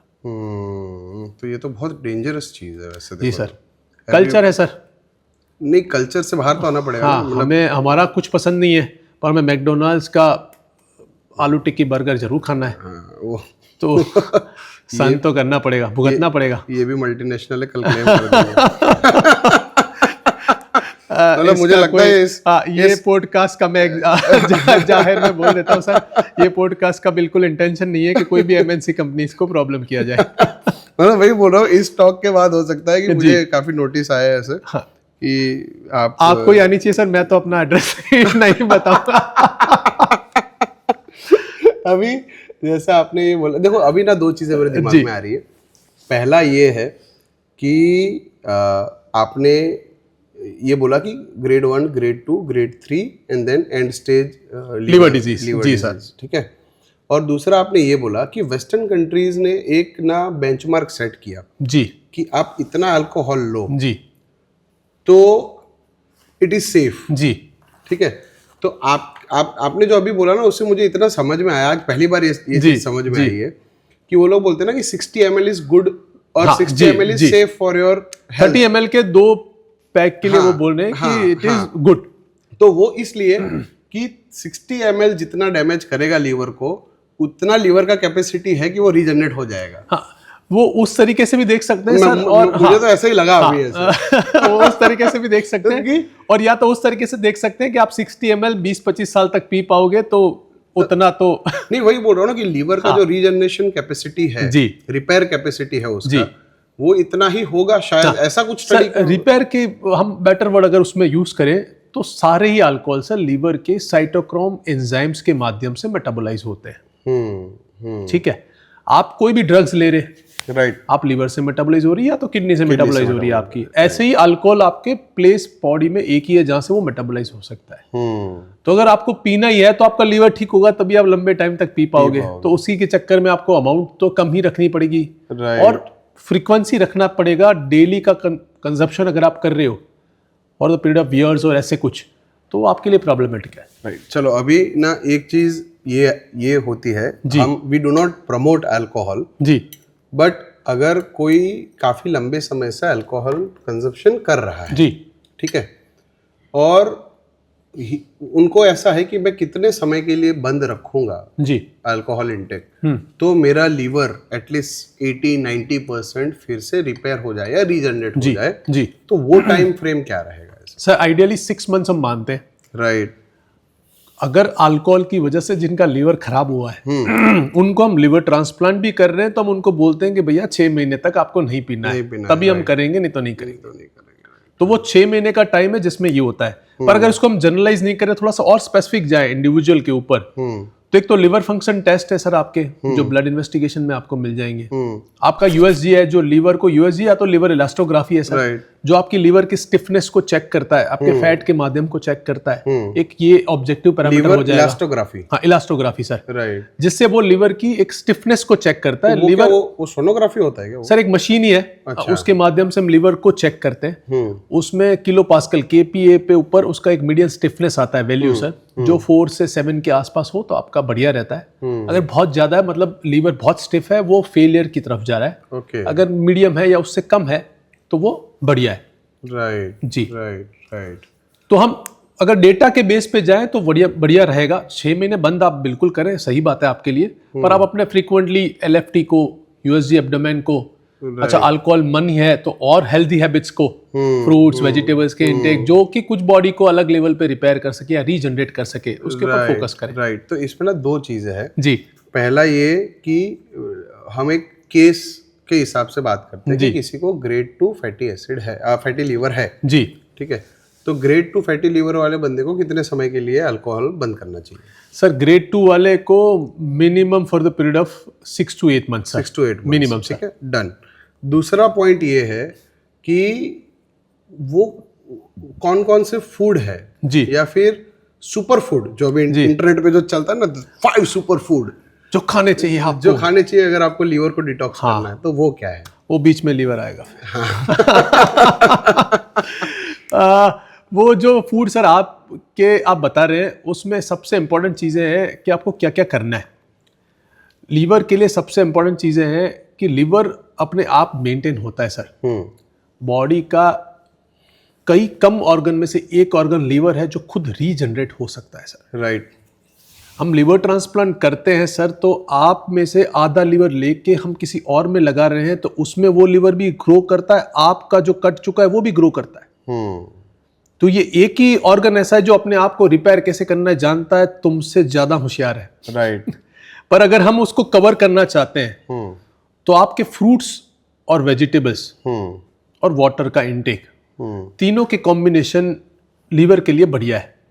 राइट। नंबर 2, एनीथिंग जो लीवर के ऊपर हिट करता है सर, जैसे कि आजकल की कोई ड्रग्स हो गई सर, आजकल लोगों को मन है, इधर गए वो ये पड़ीका ले लिया, उधर गए ये फलाना आया है जो वेट रिडक्शन में फलाना करता है, तो यार इतना फिर वो लिवर फेलियर करके हमारे पास इमरजेंसी में सर आते हैं। क्या बात कर जिनके आए ना सर, सच में कई ड्रग्स ऐसे हैं जिनमें क्या माध्यम है, क्या लेबल नहीं लगे हुए सर, क्या हम खा रहे हैं।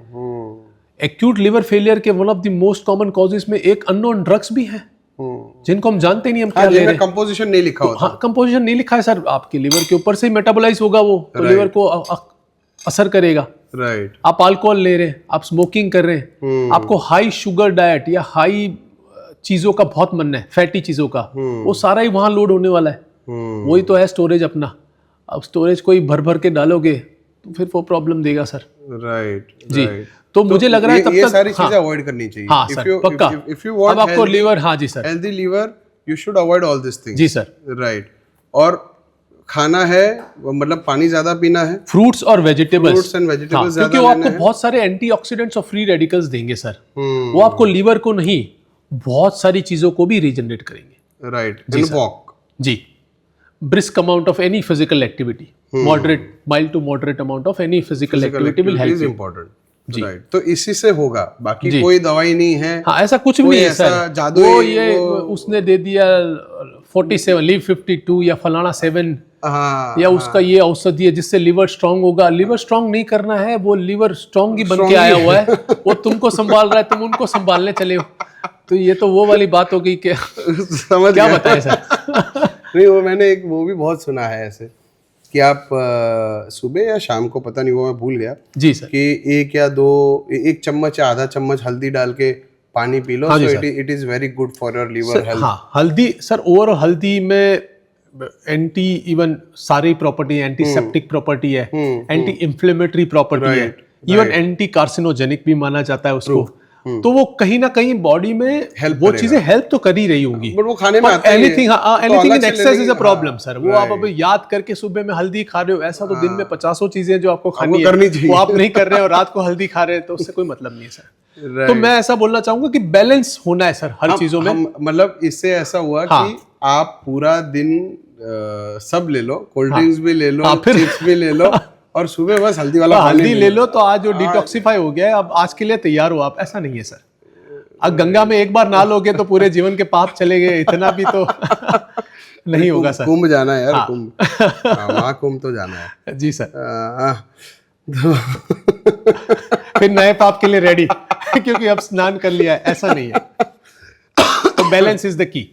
सॉरी जी। अभी एक ना ये भी था कि ये जो जितने भी प्रोसेस्ड फूड है जी, उसमें कुछ ना कुछ स्टेबलाइजर्स तो यूज होते होंगे टू कीप इट लाइक कि खराब As ना it हो is, जाए, जैसा है As it वैसा, is, जी सर, जी जैसा है सर। वैसा रहे उसके लिए। तो उससे बहुत डैमेज होता है ऐसा मैंने सुना कि it invites even cancer in your intestine. जी is sir. That true? Sir अगर हम डेटा वाइज जाएं और थोड़ा सा टोटल भी जाएंगे सर, आप हम कोई भी चीज़ को बेस्ट बिफोर 24 मंथ्स लिख रहे हैं, वहीं पे फंडामेंटल फ्लॉ है सर। अच्छा, आप उस बिस्किट को बाहर निकाल के या उस खाने को एक बार ओपन करके आप कहीं पे भी रख रहे हो, आपको 2 दिन में उधर फंगस मिल रही है जो बिगड़ जा रहा है। हाँ, तो आपको कुछ ना कुछ तो करना पड़ेगा जिससे कि ये 2 साल तक चलता रहे। राइट। ये सारा मनुष्य को मतलब पैरालाइज करने के लिए सारे इन्वेंशन किए गए हैं कि आप 24 महीने तक आप खाना खा पाओ, ऐसा फूड आपको बनाना पड़ा। यही प्रॉब्लम है।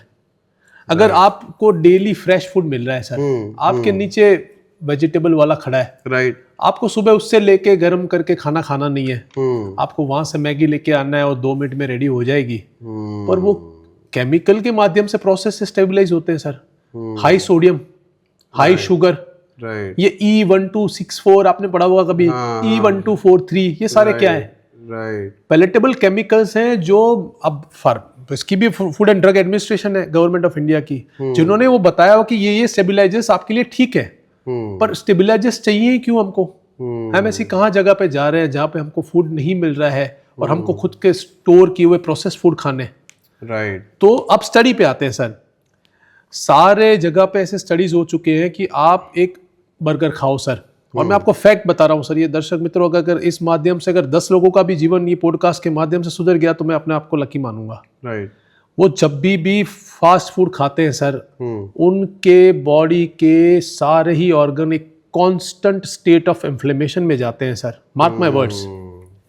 और वो स्टेट ऑफ इन्फ्लेमेशन में जाके वो रिकवर करता है, और उसकी के बेस पे आपको फ्यूचर में ये जो नॉन कम्युनिकेबल डिजीजेस हम जो बोलते आ रहे हैं, जो हमारे इंडिया में तो नहीं थे, जो मलेरिया थे, 2 दिन दवाइयाँ खाई ठीक हो जाते थे।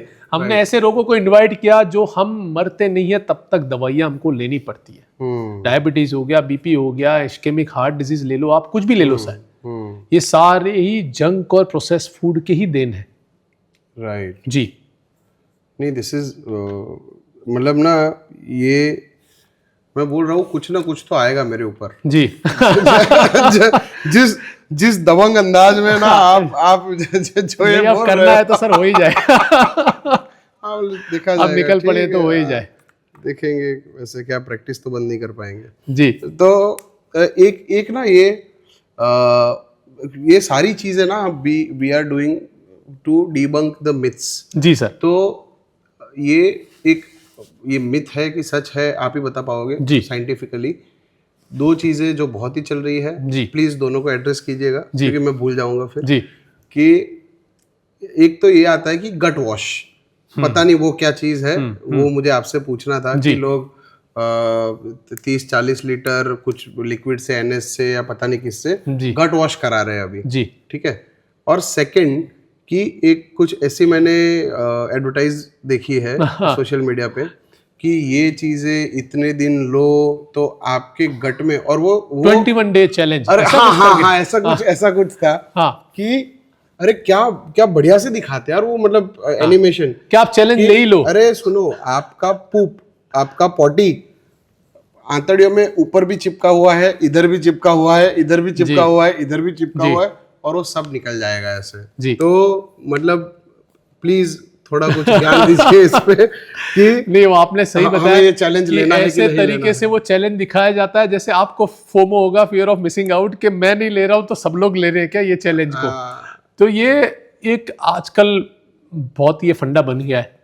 हम तो मेडिकली इसको यूज करते ही आ रहे हैं सर। हमको कोलोनोस्कोपी करनी है, हमको कुछ एग्जामिनेशन करने जाना है जिसमें हमको बड़ी आंत को देखना है, हमको बॉवल प्रिपरेशन देना ही पड़ता है। राइट। हम बहुत सारे ऑपरेशंस करते हैं जिसमें हमको बॉवल को प्रिपेयर करना पड़ता है, क्योंकि अगर वो स्टूल वाला है तो हमारे धागे में या कहीं जुड़ान करने में प्रॉब्लम आ सकती है। राइट। वो एक साइंटिफिक डेटा के बेस पे बना हुआ चीज है for the clear field of vision या हमारे सर्जरी अच्छे के लिए। अब आप अगर रेगुलर यूज में हम ऐसा मान रहे हैं कि हमारा क्लीनिंग ऑफ गट करना जरूरी है, या उसको कहीं पे फलाने जगह पे जैसे आपने बोला वहां पे कुछ स्टूल चिपका हुआ है, होता है ऐसे दिखाते और वो चिपका ही हुआ है, वो निकल नहीं रहा है, तो आपको मतलब वो आपको निकल लेगा। ऐसा कुछ भी नहीं है सर। जब भी आपको डायरिया हुआ है सर, वो तब भी ऐसे टाइप के बॉवेल वॉश, राइट, जो कि लाइनिंग, हमने अभी बहुत इंटरेस्टिंग बात की गट माइक्रोबायोटा थियरी के ऊपर। सारा कुछ माइक्रो ऑर्गेनिजम्स की गेम है सर। राइट। एक कोरोना ने पूरी दुनिया को हिला दिया, हिला दिया। तो ये माइक्रो ऑर्गेनिजम्स जब आप 5 बार जाएंगे, 7 बार जाएंगे, 9 बार जाएंगे, 10 बार जाएंगे तो फ्लश आउट हो जाते हैं। राइट। मैं उसको अलग तरीके से देख रहा हूँ। ये ऊपर से डेट्रीमेंटल है। ये आपकी हेल्थ को ठीक नहीं करेगा, खराब करेगा। अच्छा। ये एक मेडिकल गाइडेंस के अंडर होना चाहिए। फॉर एग्जांपल आप ओल्ड एज के हैं, हमने आपका एक एक्सरे या सोनोग्राफी किया हुआ है जिसमें आ रहा है, लिखा हुआ faecal loaded colon is there, she और he is not able to, मतलब वो निकाल नहीं पा रहे, not because of the age. हाँ, एज और उसके बॉवेल के मूवमेंट स्लो चल रहे हैं, उनके मसल के पावर उस तरीके के नहीं रहे जितने हमारे हैं। राइट। उसमें मेडिकल गाइडेंस के माध्यम से क्लीनिंग करना ये सब ठीक है, अंडर ऑब्जर्वेशन। हाँ, पर हम अगर यंग एज में हम अपना मार रहे हैं कि हमारा ठीक नहीं है और उसको क्लीन करना चाहिए, तो ये बिल्कुल ही बड़ी गलतफहमी है, और ये ऐसा मैं मेडिकली एडवाइस नहीं करूंगा। राइट जी। राइट। तो ये 3-4 लीटर हो या 30-40 लीटर हो, नहीं तो उससे तो ना कोई चैलेंज लेना है, हाँ, ना कुछ लेना है, ना 30-40 लीटर का वॉश लेना नहीं है। तो आपके बड़ी आंत चैलेंज ले लेंगे। नहीं मतलब ऐसे मुझे वही होता है कि अगर माइक्रो ऑर्गेनिजम्स वॉश आउट हो जाएंगे जी, तो फिर अपना खाना पचेगा वो कैसे? इम्बैलेंस करेगा सर, आपको और डाइजेस्टिव इश्यूज लाएंगे। पर आप अच्छे बैक्टीरिया को प्रोबायोटिक के माध्यम से फिर से लेंगे, तो आप तो यही बात हो गई कि आप उधर से निकाल रहे हो, उधर से फिर दूसरा करना पड़ रहा है, उसका तो कोई लॉजिक नहीं बनता। मतलब घर तोड़ दो, कई डिजीज, हाँ, कई डिजीजेस हैं ऐसे जिसमें जरूरत है, पर ऑफ कोर्स अंदर मेडिकल सुपरविजन। राइट, वो मतलब अंडर गाइडेंस ही करना चाहिए। ये ओवर द काउंटर चीजें कहीं नहीं है, रिस्ट्रिक्शन हाँ। में क्यों नहीं आती, मुझे ये समझ में सर नहीं ये आता। इजी टू सेल है सर, एक प्रोपोगंडा है जो इजी टू सेल है। आजकल सर आपने बोला अपनी लाइफस्टाइल और फूड के हैबिट्स की वजह से 100 में से 99 लोगों को एसिडिटी, गैस या पूप की प्रॉब्लम है। राइट। तो अब इंटरनेट भी जानता है कि किसको टारगेट करना है, कैसे टारगेट करना है। हाँ, एज यू सेड, उसके पैरामीटर्स ही ऐसे डिफाइन किए हैं, तो उनको ही दिखाएगा और वो लोग चैलेंज लेते रहेंगे फिर। हमें नहीं दिखाएगा ये। हाँ क्योंकि हम डिसलाइक करके वो अनफॉलो कर देंगे।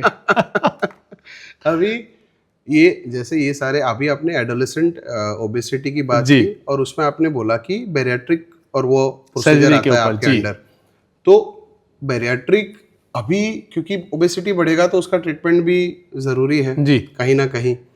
तो बेरियाट्रिक कितना सेफ है जी, वो कैसे होता है जी, उसमें क्योंकि लोगों को डर बहुत होता है बेरियाट्रिक को लेके ना, मिथ्स बहुत है जी, तो बहुत सारे सोशल स्टिग्मा भी है, हाँ, थोड़ा सा एसोसिएटेड, क्योंकि ओबेसिटी को लेके एक अलग से लोग। तो प्लीज उस पे बताइए ना, क्या है बेरियाट्रिक सर्जरी के बारे में बताएं अगर, तो हम बॉडी मास इंडेक्स के ऊपर पेशेंट्स को जज करते हैं सर।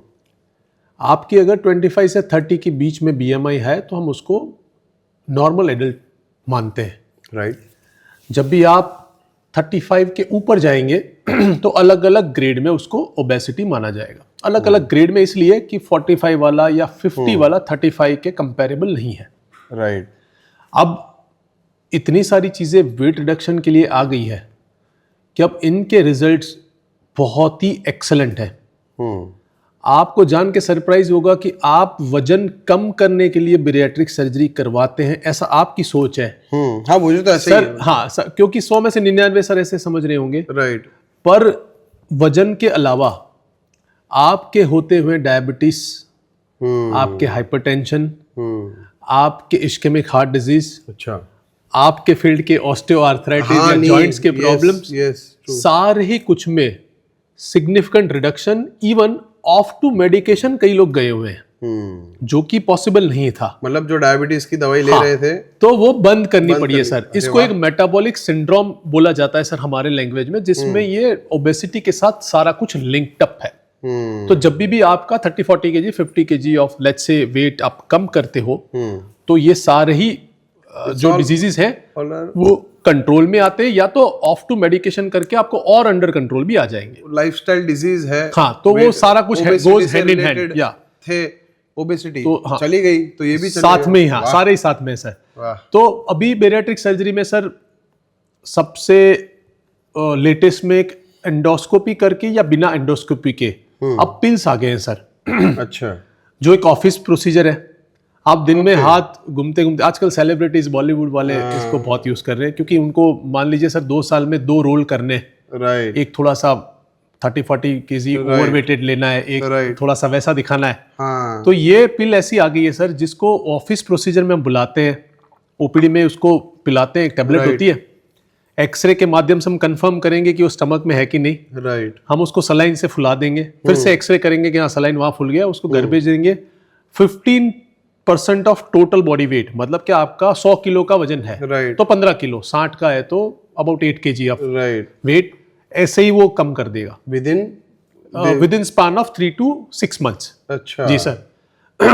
पर वो मल्टीपल सेशंस आपको लगेंगे, पर वो 145 केजी के लिए नहीं है सर, क्योंकि उसको तो 10-12 किलो कम करके कोई फायदा नहीं होना है सर। इसको क्या बोलते हैं, बलून थेरेपी, नहीं, इसको सर कैप्सूल बोलते हैं। कैप्सूल थेरेपी, हाँ, no endoscopy, no surgery, nothing, अच्छा, just come in OPD, go go home, हाँ, गो होम।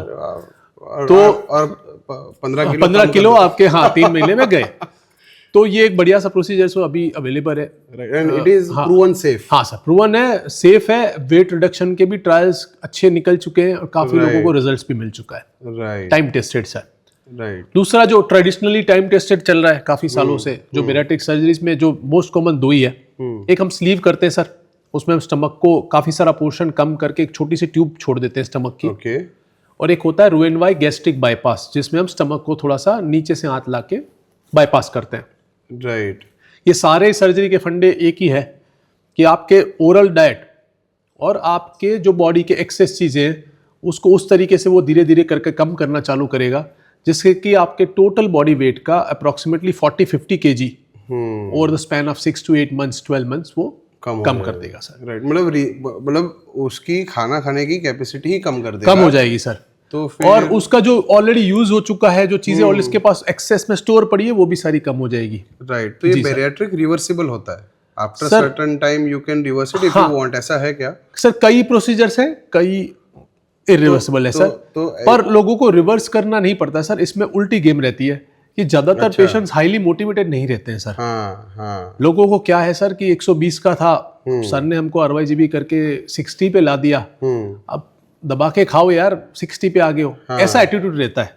राइट, बहुत कम लोग रहते हैं जो मेंटेन करते हैं, मेंटेन करते हैं, या तो बहुत कम हो जाते हैं, 25 पे चले गए और बोल रहे कि सर बहुत अंडरवेट हो गया, आप रिवर्स कर लो, ऐसा बहुत ही रेयर है। Rare of the rare case, हाँ, रेयर ऑफ द रेयर है। बाकी मोस्ट ऑफ द टाइम यही केस होता है कि वो बढ़ाता है फिर खुद ही, क्योंकि वो ही अब सब कुछ खा रहा है, हाँ, क्योंकि उसको कॉन्फिडेंस आ गया कि अब तो 60 है, हाँ, मजे ही मजे। 120 से आया हूँ।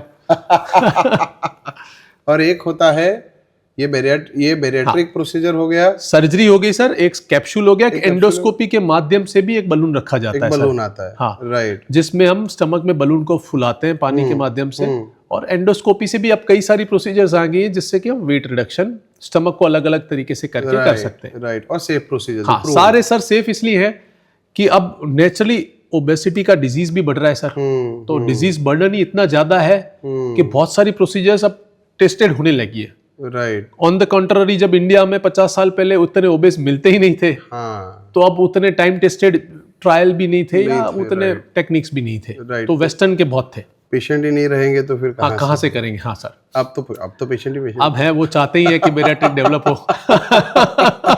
हाँ, फिर अब पेशेंट खुद ही चाहेगा तो बेरियाट्रिक ये डेवलप भी होगा। है यार, मतलब ये देखो આપણે मतलब गुजराती में कहते हैं ना, करम नी कथनी, हाँ सर, ये साला ट्रीटमेंट भी हमें देना है हाँ और गाली भी हमें खानी है हाँ कि सर। देखो इन लोगों को पैसा ज्यादा कमाने को मिलेगा इसलिए इन लोगों ने बेरेट्रिक हाँ हाँ नहीं सही है नहीं सर। है ना, ऐसा बोला, ऐसा सुनते हैं हम कि सर सबका अप्रोच ऐसा है कि डॉक्टर के पास आता है तब उसको ऐसा है कि भाई अचानक से सब कुछ आप कुछ कर दो ऐसा।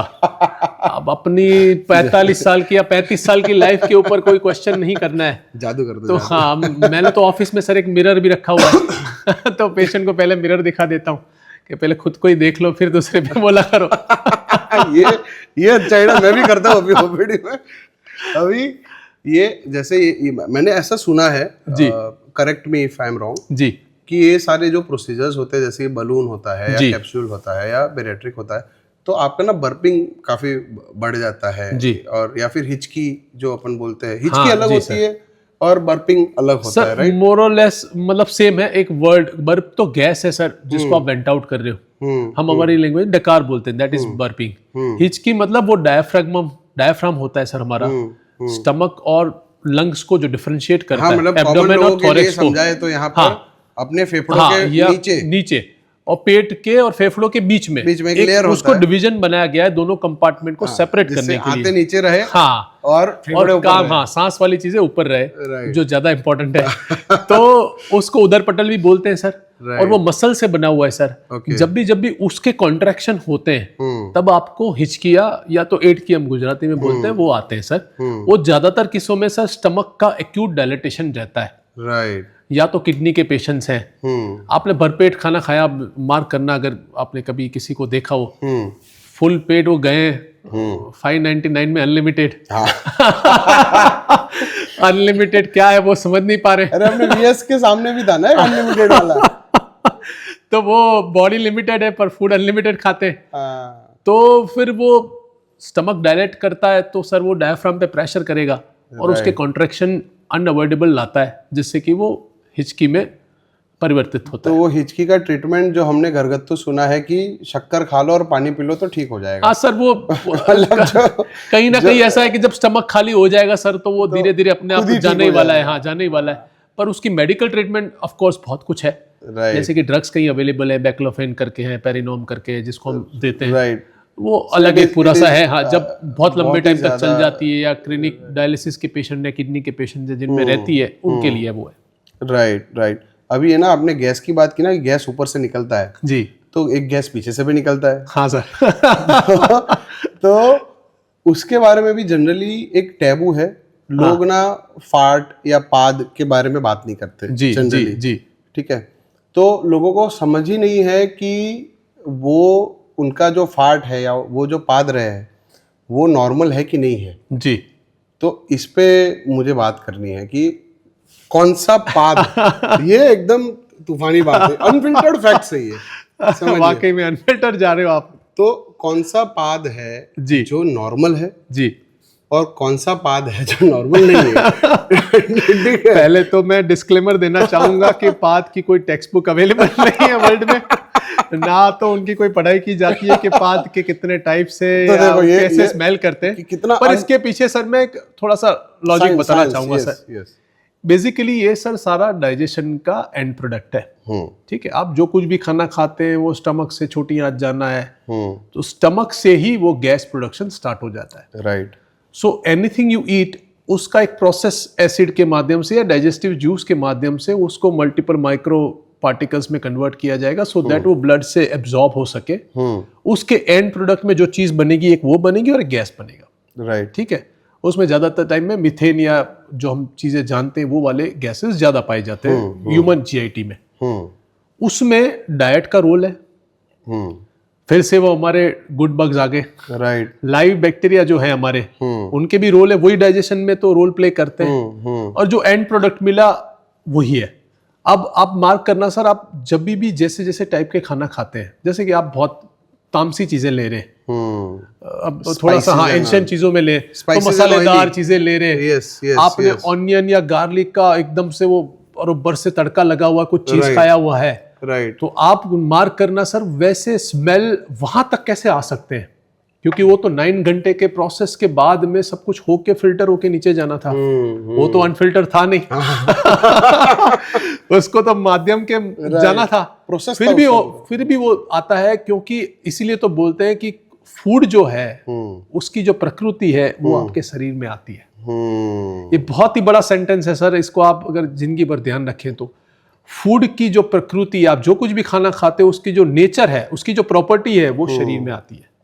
राइट। तो वो नॉनवेज में भी सही है, वो तामसी फूड में भी सही है, और सारी वो स्मेल या गैस के प्रोडक्शन वैसे होने ही है। बाकी दिन में कभी भी हो जाए, कभी अपने मन से आ जाए तो सब बार नॉर्मल ही है वो। उसको हमें हाँ ऐसा नहीं करना चाहिए कि हम यार वो मेरे को ज्यादा आ रहा है और उसको नहीं है, शायद वो नहीं बताता होगा। मतलब और वो होता है ना, जो मैंने क्या बोला, इंटरनेट का फास्ट फूड। हाँ जी, कि smelly fart is not good, digestion ठीक नहीं चल रहा है, और आप इतना करो। आपके फार्ट में अगर कोई स्मेल नहीं है तो इट इज गुड। हाँ, a louder fart is better. हाँ सर, सही है। Silent fart is not better. Sir सही है। अगर आप फार्ट को रोक के रखोगे तो वो आपका फलाना कर देगा। हाँ तो नहीं, हाँ सर, वो सारा ही एक मिथ क्रिएट किया हुआ, या तो इसको बोलेंगे कि ये सारी चीजें अब क्या है कि सर गूगल या कोई भी सोशल मीडिया तो सोर्स ऑफ इंफॉर्मेशन है सर। अब लोगों को ये समझना पड़ेगा कि वो एनालिसिस ऑफ इंफॉर्मेशन करके जवाब नहीं देता है, वो एक जैसे ही रो डेटा अवेलेबल है, जैसा आप मांग रहे हो वैसा पिरोसते हैं वो। राइट। तो वो कुछ फिल्टर चीजें नहीं है, या कुछ एक्सपर्ट के माध्यम से दिया गया गाइडेंस नहीं है। मैंने पहले ही बताया, ना कोई पाद शास्त्र अवेलेबल है, ना कोई पाद के ऊपर कोई टेक्स्ट बुक्स लिखी गई है कि ये होना चाहिए। हो डाइजेशन का नेचुरल प्रोडक्ट है और वो होना है, वो सब में होना है। राइट। वो फैक्ट्री में 2 टाइप के वेस्ट निकलते हैं। एक होता है गैस जो चिमनी से बाहर निकलता है, और एक होता है सॉलिड वेस्ट जो आपको नीचे से निकलना है। तो हर कोई को निकलेगा। तो ये भी अपना बॉडी का एक फैक्ट्री है। तो फैक्ट्री के जो 2 द्वार है उसके माध्यम से वो जाएंगे सर। राइट। तो it is okay to fart louder, it is okay to fart silently, it is louder is better sir. Louder is better. आपकी प्रेजेंस तो मार करेगा कोई कि ये कोई तो था जो आया था। किसी ने तो बात की, किसी ने तो आपकी बात की। राइट। अभी देखिए, अभी ना एक दूसरा जो, जैसे हमारे केस में ऐसा होता है ऑर्थोपेडिक्स में कि लोग ऐसे सोचते हैं कि यार अगर नी पेन हो रहा है जी और किसी डॉक्टर ऑर्थोपेडिक सर्जन को दिखाने गए जी, तो यार वो तो घुटना बदल ही देंगे ऐसे। हाँ। ठीक है, एक ऐसा परसेप्शन है ऐसा जी। तो सेम जो मूवीज में भी या फिर हर जगह डॉक्टर को खराबी दिखाते हैं जनरली, तो उसमें होता है अपेंडिक्स कि भाई अपेंडिक्स तो चेंज ही कर देते हैं, निकाल ही देते हैं, कुछ भी हो, कुछ नहीं मिलेगा तो डॉक्टर बोल देगा अपेंडिक्स का प्रॉब्लम है, ऑपरेशन करा लो। सही बात है। तो एक तो I know it is the biggest myth और एकदम ही बकवास बात है ये जी। तो सबसे पहले ये कि अपेंडिक्स को लेके जो मिथ्स है आप उस पे थोड़ा उसको क्लियर करो। हाँ, और दूसरा ये कि अगर इन केस किसी को अपेंडिसाइटिस है जी, तो कौन सा ट्रीटमेंट बेटर है? जैसे अभी दो ट्रीटमेंट ऑप्शंस है, एक है लेप्रोस्कोपिक और दूसरा है ओपन जी। तो आपके हिसाब से which one is the best treatment for appendicitis? Sir उसमें तो अब रोबोट भी है, अच्छा रोबोटिक्स भी ऐड कर सकते हैं। राइट। तो अब 3 ऑप्शन अवेलेबल है पेशेंट के पास, ओपन, हाँ, लेप्रोस्कोपिक या फिर रोबोटिक्स। या तो अपेंडिक्स को सर हम पहले से एक तो उसका इवोल्यूशन देखें सर जी। अपेंडिक्स है ना, एक आंत्रपूछ है, बड़ी आंत और छोटी आंत का जहाँ जंक्शन है वहां पर एक छोटा सा ऑर्गन है, राइट, अपना खुद का ही है। हाँ। हमारा जब इवोल्यूशन हो रहा था, जब हम ज्यादातर वेजिटेबल्स खाते थे तब वो बहुत बड़ा था सर। तब हमारा सीकम भी बहुत बड़ा था, जो लार्ज इंटेस्टाइन का स्टार्टिंग पार्ट है। राइट। सेलुलोज का जो वेजिटेबल्स खाते थे उसका डाइजेशन करने के लिए 2 रिस्पॉन्सिबल थे। रॉ बोल रहा हूँ, रॉ लीफ खा लिया, जैसे गाय है तो वो रॉ लीफ खाती थी, उनके सीकम और अपेंडिक्स बड़े हैं। राइट, ठीक है। फिर वो इवोल्यूशन के माध्यम से ह्यूमन बींग्स के अब डाइट चेंज होते रहे, तो वो अब एक रूडिमेंट्री या वेस्टिजियल ऑर्गन बन के रह गया, बेचारा कुछ मदद नहीं कर रहा है। अब जब भी मैंने बोला ना वो गुम के ग्लोरीफाइड होके जब वापस आएगा, अब फिर से ऐसा मानने लगे हैं, जैसे आपने बोला आप स्टडीज पे विश्वास ही नहीं करते तो कैसे करें। पहले बोलते काम का नहीं है, अब बोलने लगे हैं कि ये हमारे बड़े आंत में जब बैक्टीरिया का, अच्छे बैक्टीरिया की रिक्वायरमेंट रहती है तो ये रिजर्व है, तो ये रिजर्व पूरा करता है। तो जिन जिन लोगों को अपेंडिसेक्टमी हो रखी है उनमें बैक्टीरिया का इम्बैलेंस पाया गया। राइट। ये कॉन्क्रीट एविडेंस बाहर आ चुका है कि पाया गया। उसके ऊपर कुछ हुआ नहीं हुआ वो एक अलग टॉपिक है। तो अपेंडिक्स का क्या सर, कैसा जमाना था कि पहले टाइम में इतने इन्वेस्टिगेशंस अवेलेबल नहीं थे सर।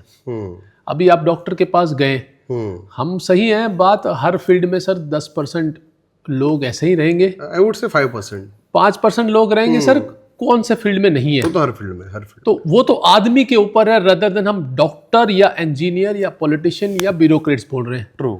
आदमी का गड़तर या आदमी के एथिक्स या वैल्यूज कैसे हैं उसके ऊपर ही वो अपनी पदवी जो ग्रहण करेगा उसमें बिहेव करेगा। Very true. ठीक है सर। तो हमको अच्छे सिटीजन पहले बनाने, रदर देन हम बाद में जो बन गया है वो कैसा है उसके ऊपर कमेंट करें। ये हमें समाज की तरफ से समझना पड़ेगा। राइट। कि अच्छा समाज पहले हम बने, फिर हम आगे उसके ऊपर क्वेश्चन करें। ट्रू। तो डॉक्टर ने कहीं अपेंडिक्स का इन्वेस्टिगेशन कर दिया या ऑपरेट करने का बोल दिया, उसका लॉजिक सर ये था कि बहुत पहले सर सोनोग्राफी या कई सारे इन्वेस्टिगेशंस अवेलेबल नहीं थे। अपेंडिक्स को बहुत नोटोरियस माना जाता था और बहुत वाइड वैरायटी ऑफ प्रेजेंटेशन माने जाते थे। राइट। वो ऊपर के पेट में भी दर्द कर सकता है, राइट में नीचे भी कर सकता है, लेफ्ट में नीचे भी कर सकता है। कुछ नहीं मिला, ड्यूबियस पेन था पेशेंट का, सर्जन ने अपेंडिक्स निकाल दिया, पेशेंट बोल रहा है अब मैं ठीक हूँ। राइट। आप भी सोच रहे हो यार कैसे ठीक है, मैंने तो ऐसे ही निकाला था। तो इसीलिए जब इन्वेस्टिगेशन नहीं थे तो वो लोग मानते थे कि अब अंदर जाके, क्योंकि उस टाइम पे तो हर चीज खोल के देखी जाती थी। राइट। कि पेंक्रियास पे प्रॉब्लम लग रहा है या फलाना ढिमका। ये तो मशीन, हाँ ये मशीन तो अभी 30-40 इयर्स की गेम है सर। उसके पहले तो लोग करते ही थे, हमारे शास्त्रों में भी लोग करते थे जो करना था। राइट। तो अपेंडिक्स को कल्प्रिट मान के उसको हटा दिया जाता था। कभी अननेसेसरी भी होता होगा, कभी नेसेसरी होता होगा। अब तो उतने इन्वेस्टिगेशंस अवेलेबल हैं सर, सोनोग्राफी आ गए, सीटी आ गए, बेस्ट मशीन्स आ गए to look for your cause कि क्या एब्डोमिनल पेन के कॉज है। अभी आज के जमाने में भी सर वो बात जायज़ है। मैं अपनी डेली प्रैक्टिस में सर, आप मानोगे नहीं, जितने chronic non specific abdominal pain आ रहे हैं, इसके मेरे बहुत सारे आर्टिकल्स हैं न्यूज़पेपर में, आप तो जानते हैं सर। Chronic non specific abdominal pain आ रहे हैं। क्रॉनिक का मतलब है लंबे टाइम से, नॉन स्पेसिफिक मतलब उसका कुछ मिल ही नहीं रहा है। 50 चीजें कर दी हैं, ये दर्शक मित्रों के लिए कि 50 चीजें कर ली है, कुछ मिल नहीं रहा है भाई कि क्या है। उनमें जब हमने लेप्रोस्कोपी डायग्नोस्टिक करके पेशेंट को एक्सप्लेन करके कि भाई कुछ नहीं मिल रहा है, मुझे एक ये हिंट लग रही है, पहले ये होता था, एविडेंस भी है, अगर निकल गया शायद क्लिक भी लग गया, वैसे भी पेन में ट्राई मारने में कुछ जाता नहीं है। राइट। उनमें कई पेशेंट ऐसे पाएंगे कि जिनके ये पेन अपेंडिक्स के कारणवश हो और वो सीटी या सोनोग्राफी के माध्यम में भी नहीं पकड़े गए, नॉर्मल लगता है उसमें, या नॉर्मल अज्यूम किए गए। राइट। तो हमें ये चीजें अलग तरीके से देखनी पड़ेगी। ऐसा नहीं है कि अपेंडिक्स है तो लोग करवा के रहेंगे या कोई माल प्रैक्टिस चल रहा है या कुछ ऐसा है, ऐसा बिल्कुल नहीं है। हाँ, होंगे जो डॉक्टर कभी अपने पेशेंट का खराब तो नहीं खराब नहीं चाहेगा सर। वो 100%। अब आदमी इतना रोगों को, सर एक फंडामेंटल चीज है, जो आदमी इतने रोगों को या इतने लोगों को अपने सामने जाते हुए देखे या इतने रोगों को वो हर रोज देखता है। सर मैं अपनी लाइफ में डेली अगर 20 से 22 पेशेंट रोगे वाले अलग अलग प्रकृति के देख रहा हूं, मेरा मन सर पूरा करने का या मेरा कर्म बुरा करने का सोचे भी तो भी नहीं कर पाएगा, क्योंकि वो कर्म की चीजों को समझेगा उसके सामने। उसने तो सबसे ज्यादा जिया हुआ है सर, वेरी ट्रू, लोगों से कंपैरिजन में। Very true. क्योंकि उसने उसके पास में भी हाथ पकड़ के खड़ा था जब वो जा रहा था, और जब उसको दुख था तभी भी वही तो खड़ा था, चाहे रिलेटिव था या नहीं था, पेशेंट था। तो उसको तो ज्यादा ही ज्ञान है। तो डॉक्टरों को तो ज्ञान मत ही दे। पर उसके ऑपरेशन सर 3 प्रकार के हैं। ओपन ट्रेडिशनल है सर, उनको चेका से करते हैं हम। एक लेप्रोस्कोपी है जिसको दूरबीन के माध्यम से हम इंस्ट्रूमेंट के माध्यम से अंदर जाके ऑपरेट करते हैं। राइट। और अब एक रोबोट भी आ गया है जिसमें रोबोट खुद ऑपरेट नहीं करता है। हाँ, वो तो डॉक्टर आदमी ही करता है। पर रोबोट के मशीन्स ऐसे डिजाइन किए गए हैं कि जो अंदर जाके हमको डिग्री ऑफ मूवमेंट की फ्रीडम थोड़ी सी ज्यादा देते हैं, जिससे कि ऑपरेशन के जो प्रॉब्लम्स है, कॉम्प्लिकेशन या कुछ चीजें हैं, वो थोड़े से कम रहेंगे। Right, right. But there is no, is there any significant difference between laparoscopy and robotics? Sir कई पेट के ऑर्गन्स या कहीं जगहें ऐसी हैं सर जहां पे लेप्रोस्कोपिकली टेक्निकली काम करना थोड़ा सा डिफिकल्ट है सर। नहीं, मैं तो सिर्फ अपेंडिक्स की बात। नहीं, अपेंडिक्स के लिए नहीं सर। अपेंडिक्स में there is no significant difference. बिल्कुल नहीं सर, वो आपकी कॉस्ट बढ़ाएगा सर। आपको ग्लोरीफाई करेगा। आप 2-4 लोगों को अच्छी तरीके से बोल पाएंगे रोबोटिक करवा के आया हूँ, उससे ज्यादा कुछ होना नहीं, पॉकेट खाली होगा सर। राइट, ये बहुत ही ज्यादा अनफिल्टर्ड जा रहा है। जी सर। दूसरा एक है बहुत ही कॉमन, हर्निया। जी ठीक है, उसको हरण्या गुजराती में बोलते हैं। हाँ। और हिंदी में क्या बोलते हैं दैट आई डोंट नो। हाँ हाँ, तो सारणगाट भी गुजराती में भी बोलते हैं। हाँ हाँ, तो वो क्या कंडीशन है और उसके the best available treatment options क्या है? हाँ सर, हर्निया बेसिकली अपनी जो कुछ भी वॉल है, एब्डोमिनल वॉल जो हम बोलते हैं, उसकी वीकनेस ही है। पेट की कोई भी दीवार है, ऊपर से आ रही है, नाभि है, नाभि के नीचे तक जा रही है, पाँव को मर्ज हो रही है पाँव के स्किन के साथ। वो जो पूरी दीवार आपका आवरण है, जो दीवार बनी हुई है, वो उसकी कहीं पे भी वीकनेस हुआ और वो थिन आउट हो गया, तो उसको हम हर्निया बोलेंगे। ओके। वो थिन आउट करके क्या करेगा सर, वो एक सैक बनाएगा जिसमें पेट के सारे ऑर्गन, जैसे कि बड़ी आंत हो गई या छोटी आंत हो गई या एक फैट भी होता है जिसको मोमेंटम बोलते हैं, वो जाके वहां फंसेगा। राइट। बहुत ही सिंपल है आज के जमाने में, तो उसको हम ऑपरेट करते हैं। अगेन 3 चीजें ओपन है, लेप्रोस्कोपी, रोबोटिक, हर जगह रहेगी सर ये। राइट। लेप्रोस्कोपी उसमें बढ़िया है क्योंकि ओपन के प्रॉब्लम्स है, चेके वेके लगते हैं, लंबे स्टिचेस आते हैं, स्टिच लाइन लंबा रहता है, उसका स्कार बनता है, दिखता है वगैरह वगैरह। लेप्रोस्कोपी ऑलवेज बेटर रहती है सर, इन एनी की डाउट। मीडियोकर है, थोड़ा सा पैसों में भी आपको हेल्प करेगा, उतना रोबोटिक की तरह कॉस्टली नहीं है।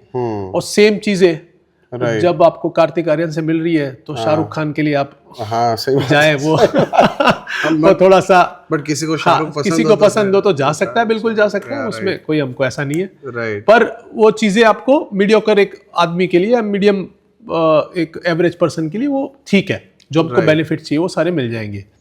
तो उसको हम क्लोज करते हैं सर डिफेक्ट को, और जो वॉल वीक है उसको रीइंफोर्स करते हैं बाय आर्टिफिशियली मैश को रख के। एक जाली जैसा एक चीजें बनाई गई है, आर्टिफिशियली बनाया गया है, जो कि बॉडी में जाता है और उस जगह को और स्ट्रॉन्ग करता है, जिससे कि वो भविष्य में वहां पे वापस ऐसा कुछ ना हो। राइट जी। राइट। फिर देखिए, ये कुछ ना जो कॉमन रोग है उसी की हम बात करेंगे। बाकी आपके पास तो बहुत ही लंबा लिस्ट रहेगा। वो पॉडकास्ट खत्म नहीं होगा सर, घर भी जाना है। फिर ना अभी ये एक्चुअली जो डॉक्टर्स, मैंने ना 3 से 4 डॉक्टर्स से सुना है ये मैंने कि उनको पिलोनिडल साइनस हो गया। पिलोनिडल ही बोलते हैं ना, पाइलोनिडल साइनस हो गया उनको, क्योंकि जैसे हमारा लाइफ लोगों को लगता है बहुत अच्छा है जी, हम 60 किलोमीटर 70 किलोमीटर दूर एक हॉस्पिटल जाते हैं, फिर 80 किलोमीटर दूर एक दूसरे हॉस्पिटल जाते हैं, फिर हम जैसे जो grass is always greener on the other side, 450 kilometre दूर ड्राइव करके हम ओपीडी करने जाते हैं। सही है सर। तो ये जो लॉन्ग टाइम सिटिंग और ड्राइविंग वाला जो पोस्चर है जी सर, उसकी वजह से ही ये होता है, राइट? पाइलोनिडल साइनस। पाइलोनिडल साइनस क्या होता है सर? बेसिकली ये एक, मतलब इसको इसलिए आपने बोला है सर, ड्राइवर्स डिजीज भी बोलते हैं इसको, या तो जिप डिजीज भी बोलते हैं। आर्मी जिप जो आर्मी में बैठते हैं ना वो लोगों को। एस दास में लिखा है। रीजन बीइंग सर, आप कांस्टेंट पोजीशन में, एक पोजीशन में आप कभी भी बैठोगे या कोई भी आपका बॉडी पार्ट एक पोजीशन में कांस्टेंटली बैठा हुआ है, आप बैठने के लिए एक ही चीज यूज कर रहे हो और कोई चीज तो आपके पास है नहीं जिसको आप यूज कर सकते हैं। तो वो कांस्टेंट प्रेशर में जब रहता है तो आपका हेयर फॉलिकल जो है, जो बाहर की तरफ आ रहा है, वो जो पिट में से अराइज होके बाहर आ रहा है हेयर फॉलिकल, वही रिवर्स होके कांस्टेंट प्रेशर में इन ग्रो करता है। अच्छा, स्किन के अंदर ग्रो करता है सर। राइट। स्किन के अंदर ग्रो करने के कारण वो अंदर साइनस बनाता है, जिसको हम साइनस वर्ड हमने यूज किया, अंदर बढ़ता रहता है। उसमें वो पस होना, बाल बढ़ता है, मतलब बाल अंदर भर के, पस परू सब भर के वहां पे, और वो होता है बटक्स के बीच में। हाँ, बटक्स के बीच में, नेटल क्लेफ्ट, हम क्लेफ्ट बोलते हैं उसको, दोनों बटक्स के बीच में जो आपकी लाइन जा रही है उसको क्लेफ्ट बोला जाता है। वहां पे हाँ, उसके ऊपर वो वहां पे वो ऐसा कोई वर्ड है क्या बटक्स की क्लीवेज? नहीं सर, वैसा है नहीं, पर अनफिल्टर में रख भी सकते हैं। आज से टैग हो जाएगा, हैशटैग। तो अभी इसका ट्रीटमेंट सर्जिकली होता है सर? उसका ट्रीटमेंट सर्जिकल है। अब तो लेजर भी आ गया है, तो laser is a latest technology in that disease, particular disease. और वो लेजर से हम सर उसको कोरिंग करके उसको बर्न आउट कर देते हैं, बर्न आउट कर देते हैं पूरे ट्रैक को, और जो पूरा सबेशियस मटेरियल पस सब भरा हुआ है उसको निकाल देते हैं। क्योंकि ऐसा मैंने 2-3 अभी सर्जन से बात हो रहा था मेरा, जी। तो उन्होंने बोला कि पूरे गुच्छे निकलते हैं अंदर से हाँ बाल सर, के। बहुत तो इतने ज्यादा बाल अंदर कैसे ग्रो हो जाते सर, वो एक फॉलिकल फिर दूसरा भी तो प्रोड्यूस करेगा सर। अब बाहर के सब मिलके अंदर नहीं जाते, वो एक बार पिट बनता जाता है तो वो ग्रो तो करते, क्योंकि चमड़ी अंदर की तरफ चली जाती है सर। राइट। आपके हेयर फॉलिकल स्किन के ऊपर से आने सर, तो आपकी स्किन जब अंदर इनवर्ड ग्रो करने लगी तो अंदर ही ग्रो करेंगे ना हेयर, तो वो पिट में जाते रहते हैं। तो इससे बचने का यही तरीका है कि बाल ना रखें वहां पर। सर बाल नहीं रखें, लोकल हाइजीन को मेंटेन करें, वहां पे आपकी स्वेट है, चीजें पड़ी रहनी नहीं चाहिए, दिन में 2 बार स्नान करें, राइट, लेजर रिमूवल करें, हेयर रिमूवल करें, जैसे क्रीम्स यूज हाँ, करें किसी भी वे में। ये अभी एस्थेटिक्स वालों उसको को hygiene- ये इसको प्रमोट करना चाहिए हाँ, एक्चुअली। तो वाकई में वो मदद रूप है। फायदे में वो रहेगा कि एटलीस्ट एक डिजीज का तो डिजीज प्रिवेंशन का प्रिवेंशन हो रहा है सर। Right right right. फिर अभी उससे थोड़ा और नीचे जाते हैं जी। फिशर और पाइल्स, जी ये दो भी बहुत कॉमन कंडीशन जी है। जी।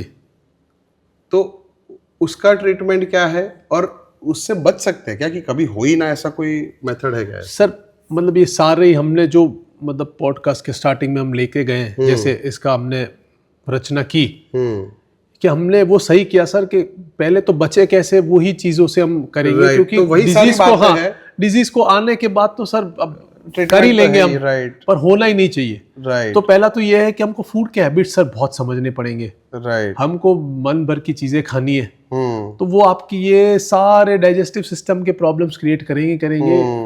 आप सर जितने भी डिजीज होते हैं या तो किसी और चीज के हैं या किसी और चीज के हैं, ज्यादातर चीजें फूड से रिलेटेड ही है। ये तो आप भी एक्सेप्ट करते हो सर। 100%। हाँ, आपका फूड जब बैलेंस डाइट है, आप बहुत सारी जगहों से बच सकते हो। तो आप डाइट के ऊपर फोकस करें।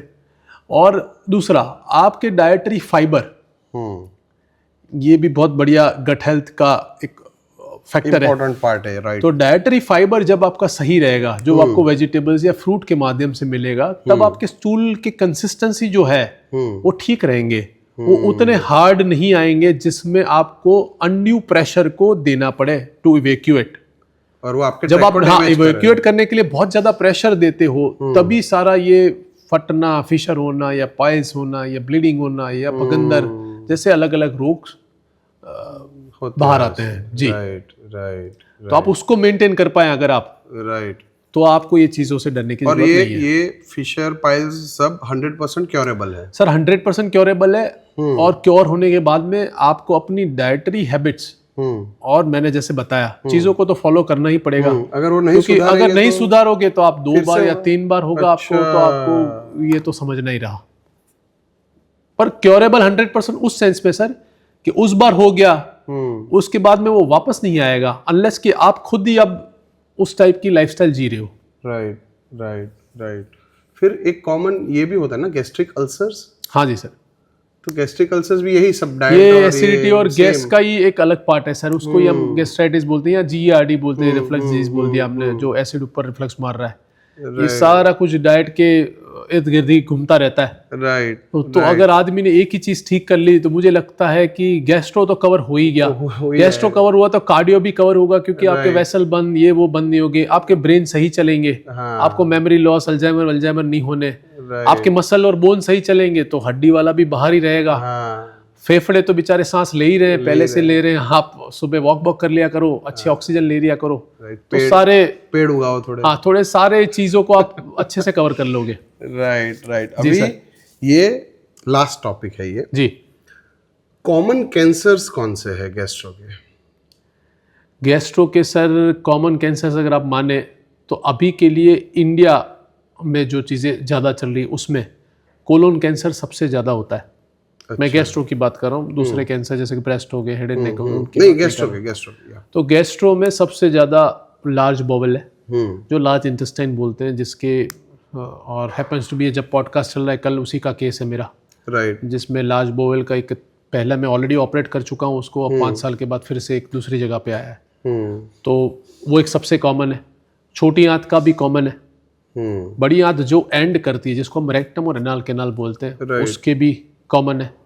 राइट। अगर हम लीवर, पेंक्रियाज और बिलियरी सिस्टम को देखें तो उसमें से गॉल ब्लैडर का और पेंक्रियाज का भी कॉमन है और स्टमक और फूड पाइप के भी कॉमन है। तो अब कैसा पाया गया है सर कि जैसे कि चाइना में लोगों को स्टमक और इसोफेगस के कैंसर ज़्यादा होते हैं क्योंकि उन लोगों के डाइट में बहुत ही स्पाइसी फूड्स, पिकल वाले फूड, नॉन वेजिटेरियन, ये वो चीज़ें ज़्यादा हैं। जैसे कि इंडियंस की हैबिट थोड़ी सी अलग है। तो नॉर्थ साइड अगर आप जाओगे सर तो वहाँ पे गॉल ब्लैडर कैंसर की प्रेवलेंस वर्ल्ड में सबसे हाईएस्ट इंडिया की है, नॉर्थ साइड में। यूपी सर, एक गंगा के आसपास के एक बैंक्स में सर ऐसा एक मटेरियल पाया गया है जो वाटर के माध्यम से वो बेल्ट पे जाता है, जो बेल्ट ऑफ गंगा बोलते हैं हम उसको।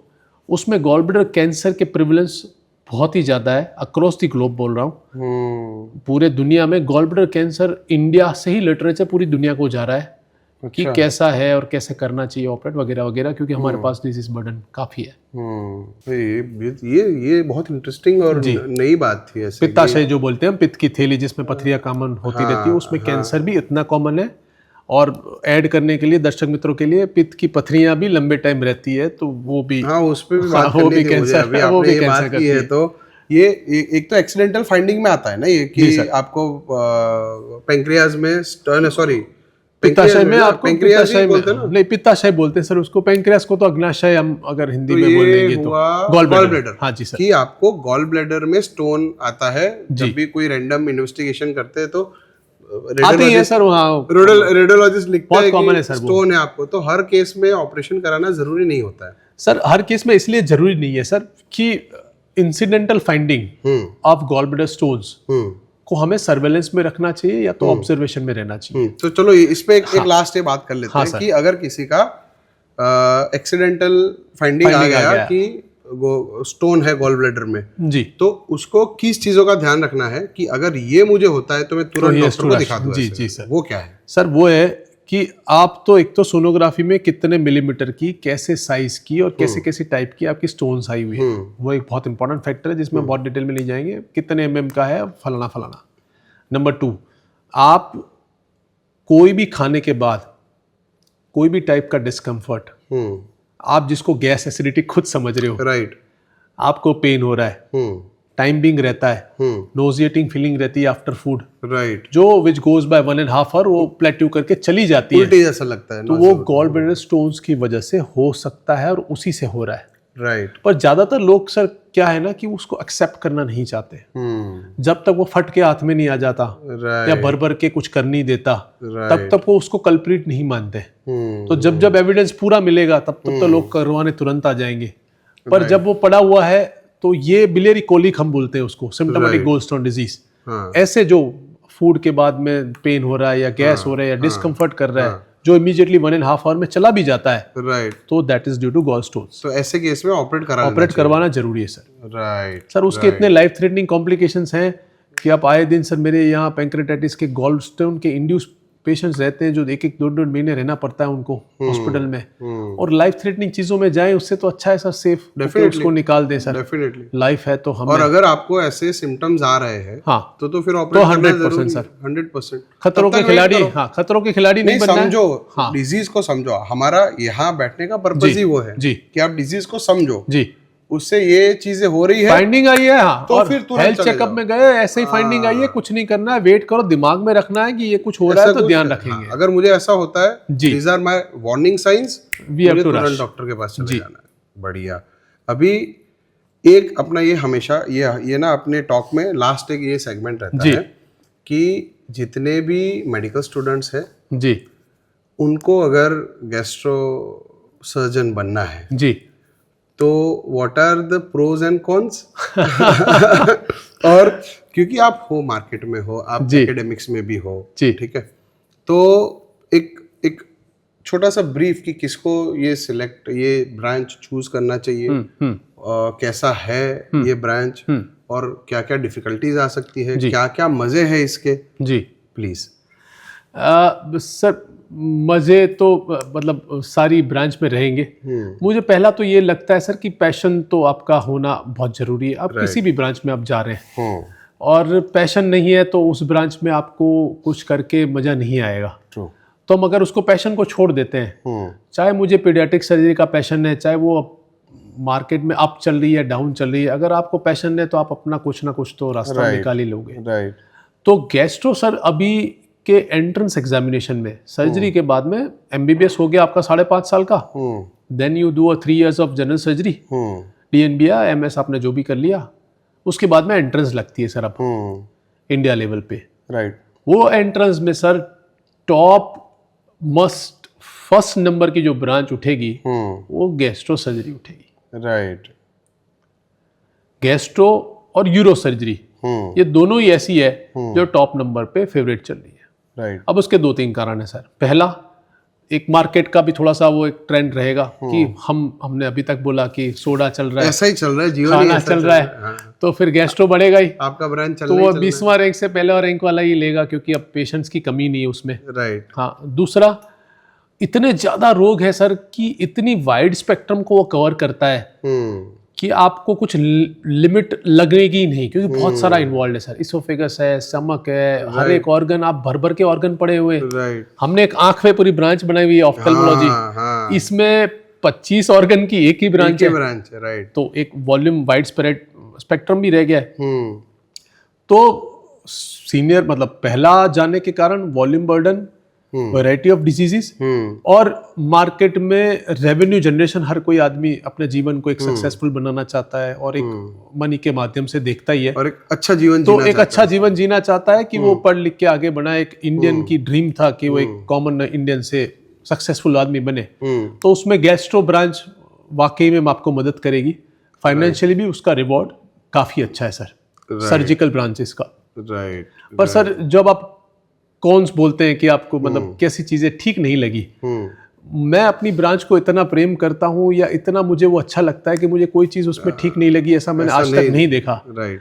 पर अगर लोगों के परसेप्शन में देखूं, जितने मेरे दोस्त लोग रहे हैं जिनके साथ मेरी चर्चाएं रही हैं, क्योंकि आप अपनी ब्रांच को लव नहीं करते सर, तो फिर ये आपका मतलब फिर तो कुछ डिस्कशन ही नहीं तो है। ऐसी बात हो गई कि लड़की पसंद नहीं थी, शादी कर ली है, तो फिर अब जिंदगी भर ऐसे ही जीना, ऐसा तो मतलब नहीं है। पर एक सर वो बहुत इंपॉर्टेंट है कि गैस्ट्रो में सर कई सारे ऐसे रोग हैं जिसमें डॉक्टर चाहकर भी अच्छा रिजल्ट नहीं दे सकता। ये बहुत इंटरेस्टिंग चीज है सर। अब जैसे हम जस्ट को बोलते हैं कि कई डिजीज ऐसे होते हैं कि in spite of having best knowledge, expertise and whatever it is, इतना कॉम्प्लेक्स वो है कि आप 10 में से 5 को तो सेटिस्फाई नहीं कर पाओगे बाय एंड लार्ज। वो आपको एक 20-30 साल के बाद में एक आपके दिमाग में एक रंज रहता है, और एक दिमाग में हो रहता है कि कॉमन सबसेट ऑफ पॉपुलेशन आपको दिखती है नाम के साथ। आप तो हमारी चीजों को समझ पा रहे होंगे, डॉक्टर के दुख को, 100%, कि वो सारे नाम चेहरे आपको याद रहते हैं कि जिनको आप अपने पास आए थे, आपने बहुत मतलब you gave your best, पर अभी के लिए उसका कुछ ऐसा अवेलेबल ही नहीं है कि जिससे आपको उसको कुछ बेनिफिट कर सके। और वो चीजें आपको कभी कभी कॉन्शियसली बाइट करती है और कभी कभी आपको प्रमोट भी करती है कि इसके ऊपर रिसर्च करना चाहिए। यही बात पे ना कोई बात नहीं करता है। हाँ, सबको ना ये दिखता है कि डॉक्टर्स अर्न वेल, उनका लाइफस्टाइल भी अच्छा होता है। जितने भी सक्सेसफुल डॉक्टर्स है, there are so many doctors unfortunately who are struggling. जी, वो नहीं दिखता है लोगों को, बेचारे स्ट्रगल भी कर रहे हैं। हाँ सर, सही बात है। जो ये नेगेटिव पार्ट है कि व्हाट वी सी एवरी डे, कितना नेगेटिविटी होता है जी, पॉजिटिविटी भी होता है, हाँ, लेकिन नेगेटिविटी इक्वली इतना ही होता है, बहुत रहता है सर। और उसमें से हमें खुद बाहर आना है, हाँ, हमें उससे खुद बाहर आके घर आना है जी, और उस नेगेटिविटी को घर पे इम्पैक्ट, हाँ, बिना दिए बिना जीना, कोई इम्पैक्ट घर पे नहीं आने देना, दिए बिना जीना। तो ये सारी चीजें तो शायद ही कोई समझ सर, एक होता है ना कि आप अपने आप को विक्टिम समझते हैं सर। आप जब जैसे मान लो मैं हमारे में 6-6, 7-7 घंटे की आप ऑपरेशंस करते हैं, आप जब रिजल्ट आपके फेवर में नहीं आता है, पेशेंट के फेवर में नहीं आता है, आपको रात को वो चीजें बाइट करती है, डिस्टर्ब तो करता है, स्लीप में इंटरफेरेंस लाएगी, 100%। आपका पर्सनल बिहेवियर अपने वाइफ के प्रति, आपके घर के मेंबर के प्रति चेंज होता है, हॉस्पिटल छोड़ के घर आना, और वो धीरे धीरे करके आदमी, मुझे लगता है कि सर्जन स्पेशली, जो उसमें आप भी और हम भी हैं, we are the toughest soldiers available मतलब ऑन दी ग्लोब। वो हम खुद नहीं उनको बोल हम सकते ना। नहीं सर, मैं तो सेल्फ प्रोक्लेम हूँ, मैं अपने आप को बता देता हूँ। पर क्योंकि उसको जो जिस लेवल का मेंटल टफनेस उसके पास है सर, वो कहीं चर्चा नहीं होती है। नहीं होती, वही बात है कहीं कि हमने वो गालियां खाई हुई है तो हम हाँ। उसको नज़रअंदाज करते हैं कि वो बेचारे का माइंड ऑफ स्टेट ही ऐसा होगा, रहने दो। तो ये बातें हम जैसे डॉक्टर्स के बीच में ही कई पन्नों में रह जाती है, और उसको ऐसे हंस हंस के हंसते हुए हमें निकाल देते निकालना पड़ता है। हैं। और इसमें कभी फिर से एक बार टॉक शो करेंगे और नहीं, इस पे पक्का बातें पक्का करेंगे। पक्का आप जब भी हुक्म करें। तो बहुत मजा आया ईशान भाई, थैंक यू बहुत वेरी मच, मतलब धन्यवाद। अपने MBBS में आप जब हम सबको ऐसे बिठा के जो ज्ञान देते थे, जी, वो ज्ञान आज फिर से आज फिर लेके से कुछ मौका बहुत ही मिला। अच्छा लगा, बहुत ही अच्छा लगा। Thank you so much for coming, thank you, અને બહુ જ મજા આવી, थैंक यू जोरदार। Thank you very much. you। और अच्छा हुआ सर हमारा पॉडकास्ट थोड़ा सा कम चला, नहीं तो हमको भी पाइलोनिडल साइनस के लिए वही खाना सोचना लीजिए, पड़ता। अभी अभी अभी थोड़ा खा लेते हैं, अभी थैंक यू, इतना ज्यादा खा नहीं पाया थैंक यू दो, but लेट्स हैव इट।